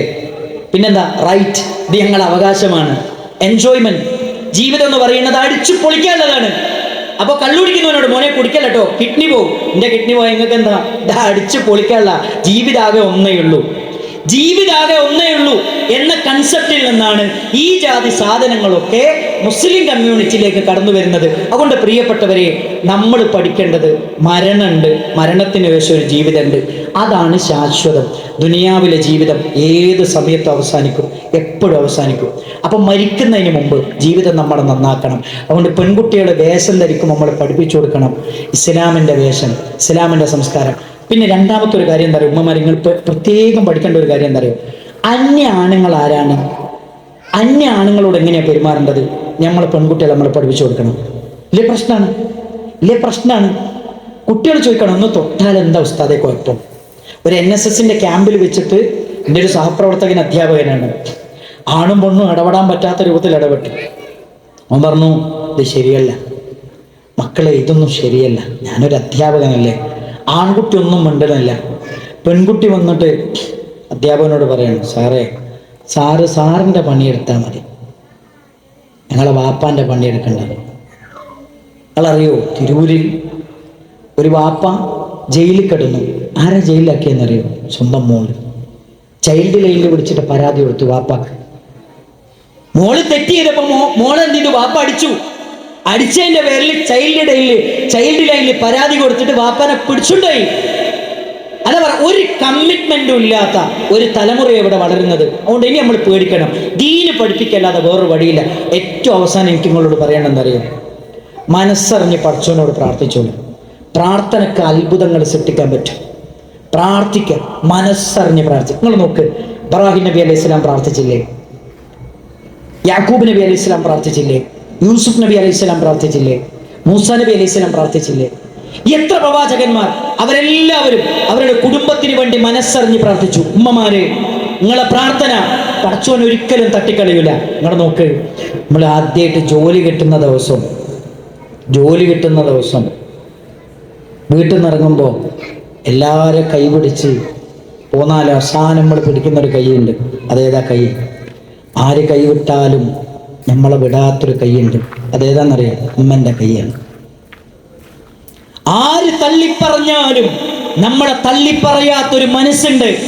ലോകത്തിന്റെ ഏത് അഷ്ടദിക്കിൽ ജീവിച്ചാലും നിസ്കാര കുപ്പായമിട്ട് മുസല്ലയിൽ ഇരുന്ന് അല്ലാ എന്റെ കുട്ടീനെ കാക്കണേ അല്ലാ എന്ന് പറയുന്നൊരു, എന്ന് പ്രാർത്ഥിക്കുന്നൊരു ജീവനുണ്ട് നമ്മുടെ വീട്ടിൽ. അതാരാന്നറിയോ? അത് നമ്മുടെ ഉമ്മയാണ്. ആ ഉമ്മന്റെ പ്രാർത്ഥന പടച്ചു ഒരിക്കലും തട്ടിക്കളിയില്ല. പ്രിയപ്പെട്ടവരെ, നിങ്ങളറിയോ, കഴിഞ്ഞ ദിവസം നിങ്ങളുടെ നാട്ടിൽ ഒരു പ്രിയപ്പെട്ട ഒരു ചെറുപ്പക്കാരൻ്റെ ഭാര്യ പ്രസവത്തിനിടയിൽ മരിച്ചു. 2 ചെറിയ മക്കളാണ്. 3ാമത്തെ കുട്ടി പ്രസവിച്ച കുട്ടി പ്രസവത്തിലാണ് മരിച്ചത്. ആ വീട്ടിലേക്ക് രാവിലെ വീട്ടിൽ നിന്ന് ഇറങ്ങിക്കൊണ്ടായതാണ്. പ്രസവത്തിന് ബ്ലീഡിങ് വന്നു. അവർ രക്ഷപ്പെടുത്താനുള്ള എല്ലാ പഴുതുകളും അവർ പരതി നോക്കി. ഒരു നിലക്കും കഴിയൂല. അത് പടച്ചോൻ്റെ വിധിയാണ്. നമുക്കൊന്നും പറഞ്ഞിട്ട് കാര്യമില്ല. അള്ളാഹു അവർക്ക് മഗ്ഫിറത്തും റഹ്മത്തും നൽകുമാറാകട്ടെ. രാവിലെ 9 മണിക്ക് ഇറങ്ങിപ്പോയി 4:30 മണിക്ക് മയ്യത്ത് വീട്ടിലേക്ക് വരിക. 6ാം ക്ലാസ്സിൽ പഠിക്കുന്ന മോനങ്ങടെ പൊട്ടിക്കറിയാണ്. മോനെ ചേർത്ത് പിടിച്ചിട്ട് അവനോട് ചോദിച്ചു, മോനെ കരയില്ലേ? അമ്മച്ചീൻ്റെ കബറിൽ വലിയ പ്രയാസം നമ്മൾ കരഞ്ഞാൽ നമുക്ക് കരയാം, സങ്കടങ്ങളൊക്കെ ഓക്കെയാണ്, പക്ഷെ വല്ലാതെ കരയരുത്. അപ്പം പറയാനും, ഞാൻ ഇന്നലെ ഹോസ്റ്റലിൽ നിന്ന് വന്നതാണ്, ഞാൻ ഹോസ്റ്റലിൽ നിന്ന് വിട്ടിട്ടുണ്ടായിരുന്നില്ല. ഉമ്മ പറഞ്ഞാണ്, എന്ത് എൻ്റെ മോനൊന്നും എനിക്ക് കാണണം. അങ്ങനെ പറഞ്ഞിട്ട് എന്നെ വിട്ടത്. രാവിലെ എൻ്റെ നെറ്റിയിൽ ഉമ്മ തന്ന് എന്നെ കെട്ടിപ്പിടിച്ചിട്ടാണ് എൻ്റെ ഉമ്മച്ചി പോയത്. ആ ഉമ്മച്ചി തിരിച്ച് ജീവനില്ലാതെ വന്നപ്പോഴേ മരിച്ചു എന്ന് പറഞ്ഞപ്പോൾ എനിക്ക് അങ്ങോട്ട് ഉൾക്കൊള്ളാൻ പറ്റണില്ല. എന്താ അറിയോ, അതൊക്കെ അനുഭവിക്കുന്ന ഘട്ടത്തിലെ മനസ്സിലായി. ഉമ്മ എന്ന് പറഞ്ഞാൽ അറിയോ, അത് പടച്ചോ നമുക്ക് തരുന്നൊരു സമ്മാനം. ഉമ്മ ഉണ്ടെങ്കിൽ ഉണ്ടല്ലോ, പടച്ചോ നമുക്ക് അവിടുന്ന് ഒരു സുരക്ഷിതത്വം, ഒരു പ്രൊട്ടക്ഷനാണ്. ഉമ്മയും ബാപ്പയും പോയുണ്ടല്ലോ, ആ പ്രൊട്ടക്ഷൻ പോയി. പടച്ചോ എന്നൊരു പ്രൊട്ടക്ഷനാണ് നമ്മുടെ ഉമ്മയും ബാപ്പയും. നിങ്ങൾ നോക്കി, എന്തുണ്ടെങ്കിലും നമ്മുടെ ഉമ്മേൻ്റെ അടുത്ത് എന്നിട്ടല്ലേ പറയാം, ഉമ്മ അച്ഛന്ന് പ്രാർത്ഥിക്കാനുണ്ടാ പറയും. അതെന്താ അറിയോ, ഉമ്മൻ്റെ പ്രാർത്ഥന പടച്ചോ നോക്കും. അതുകൊണ്ട് പ്രിയപ്പെട്ട ഉമ്മമാരെ, മനസ്സറിഞ്ഞ് നിങ്ങളെ മക്കൾക്ക് വേണ്ടി പ്രാർത്ഥിക്കണം. ഇവിടെ നോക്ക്, നമ്മളൊക്കെ മരിച്ചിട്ട് ഒരു വെള്ള തുണിയിൽ അല്ലേ, 3 തുണിയിൽ കെട്ടിപ്പൊതിഞ്ഞ് 6 കാലിലെ കട്ടിൽ കൊണ്ടുപോവാണ് അല്ലേ. കൊണ്ടുപോകുമ്പോൾ നമ്മുടെ മയ്യത്ത്, നിങ്ങൾ നോക്ക്, മരിച്ചിട്ട് നമ്മൾ മയ്യത്ത് കുളിപ്പിക്കുന്ന നമ്മുടെ മക്കൾ എല്ലാം പള്ളിയിൽ നിന്ന് നിസ്കരിക്കുന്നൊക്കെ കഴിഞ്ഞ് കബറിലേക്ക് ഇറക്കി വെച്ച് തസ്ബീത്ത് ചൊല്ലി എല്ലാവരും പോന്നു. അള്ളാൻ്റെ റസൂൽ പറഞ്ഞ എല്ലാം അവസാനിച്ചു സല്ലല്ലാഹു അലൈഹി വസല്ലം. 3 കാര്യങ്ങൾ. ഒന്നെന്താ? സ്വദഖത്തുൻ ജാരിയ, ജാരിയത്തായ സ്വദഖ നമ്മുടെ കബറിലേക്ക് വരും. 2 എന്താ? ഇൽമുൻ യൻതഫഉ ബിഹി, ഉപകാരപ്രദമായ അറിവ്. 3ാമത്തെ എന്താ? വലദുൻ സാലിഹുൻ യദ്ഉ ലഹു, നമുക്ക് വേണ്ടി പ്രാർത്ഥിക്കുന്ന മക്കൾ. നമുക്ക് വേണ്ടി പ്രാർത്ഥിക്കുന്ന മക്കൾ, അതിലും വലിയ എന്താണ് നമുക്ക് കിട്ടേണ്ടത്? നമ്മുടെ മനസ്സറിഞ്ഞ് പ്രാർത്ഥിക്കുന്ന നമ്മുടെ മക്കൾ, അതാണ് നമ്മൾ സമ്പാദിക്കേണ്ടത്. അതാണ് ഒരു മനുഷ്യന്റെ ജീവിതത്തിൽ ഏറ്റവും വിലമതിക്കാനാവാത്ത സമ്പത്ത് എന്ന് മുഹമ്മദ് മുസ്തഫ സല്ലല്ലാഹു അലൈഹി വസല്ലം. അങ്ങനത്തെ മക്കളെ നമുക്ക് ലഭിക്കണം. കുടുംബത്തോടെ സ്വർഗത്തിലേക്ക് നമുക്ക് കയറിപ്പോകണം. ഈമാനിൽ അവർ നമ്മളോടൊപ്പം ഉണ്ടാകണം. നമ്മളെപ്പോഴും പ്രാർത്ഥിക്കുന്നു, റബ്ബനാ ഹബ് ലനാ മിൻ അസ്വാജിനാ വദുരിയ്യാതിനാ ഖുറത അയ്ൻ. അല്ലാഹുവേ, മക്കളിൽ നിന്ന്, ഭാര്യമാരിൽ നിന്ന് കൺകുളിർമ തരണേ. എന്താണ് കൺകുളിർമ? ദീനിന്റെ കാര്യത്തിൽ അവരെന്നോടൊപ്പം ഉണ്ട് എന്നതാണ് കൺകുളിർമ. അല്ലാഹുവേ, ഞാൻ പള്ളിയിലുണ്ട്, ഞാൻ ഇശാക്ക് പള്ളിയിലുണ്ട്, ഞാൻ സുബഹിക്ക് പള്ളിയിലുണ്ട്, എൻ്റെ മോനും എൻ്റെ കൂടെയുണ്ട്, എൻ്റെ ഭാര്യയും എൻ്റെ മക്കളും ദീനിന്റെ കാര്യത്തിൽ എന്നോടൊപ്പം ഉണ്ട്. അതിനേക്കാളും വലിയൊരു കൺകുളിർമ വേറൊന്നുമില്ല. അതാണ് കൺകുളിർമ. അതാണ് നമുക്ക് കിട്ടേണ്ടത്. അതാണ് നമ്മൾ നേടിയെടുക്കേണ്ടത്. അത് മനസ്സറിഞ്ഞ് അള്ളാഹുവിനോട് പ്രാർത്ഥിക്കുക. അള്ളാഹു സുബ്ഹാനഹു വ തആല നമ്മുടെ കുടുംബത്തെ സ്വർഗത്തിലേക്ക് എത്തുന്ന കുടുംബമാക്കി അള്ളാഹു സുബ്ഹാനഹു വ തആല മാറ്റി തരുമാറാകട്ടെ. മാരകമായ രോഗങ്ങളിൽ നിന്ന്, പരീക്ഷണങ്ങളിൽ നിന്ന് അള്ളാഹു നമ്മയും നമ്മുടെ കുടുംബത്തെയും കാത്തു രക്ഷിക്കുമാറാകട്ടെ. നമ്മളിൽ നിന്ന് മരണപ്പെട്ടവരുടെ ഖബറുകൾ അള്ളാഹു സ്വർഗത്തിൻ്റെ പൂന്തോപ്പാക്കി മാറ്റിക്കൊടുക്കുമാറാകട്ടെ. റബ്ബന തഖബ്ബൽ മിന്നാ ഇന്നക അൻതസ് സമീഉൽ അലീം വതുബ് അലൈനാ ഇന്നക അൻതത് തവ്വാബുർ റഹീം. റബ്ബന ആതിനാ ഫിദ് ദുനിയ ഹസന വഫിൽ ആഖിറതി ഹസനത വഖിനാ അദാബൻ നാർ. വആഖിറു ദഅ്വാനാ അനിൽ ഹംദുലില്ലാഹി റബ്ബിൽ ആലമീൻ. അസ്സലാമു അലൈക്കും വറഹ്മത്തുള്ളാഹി വബറകാതുഹു.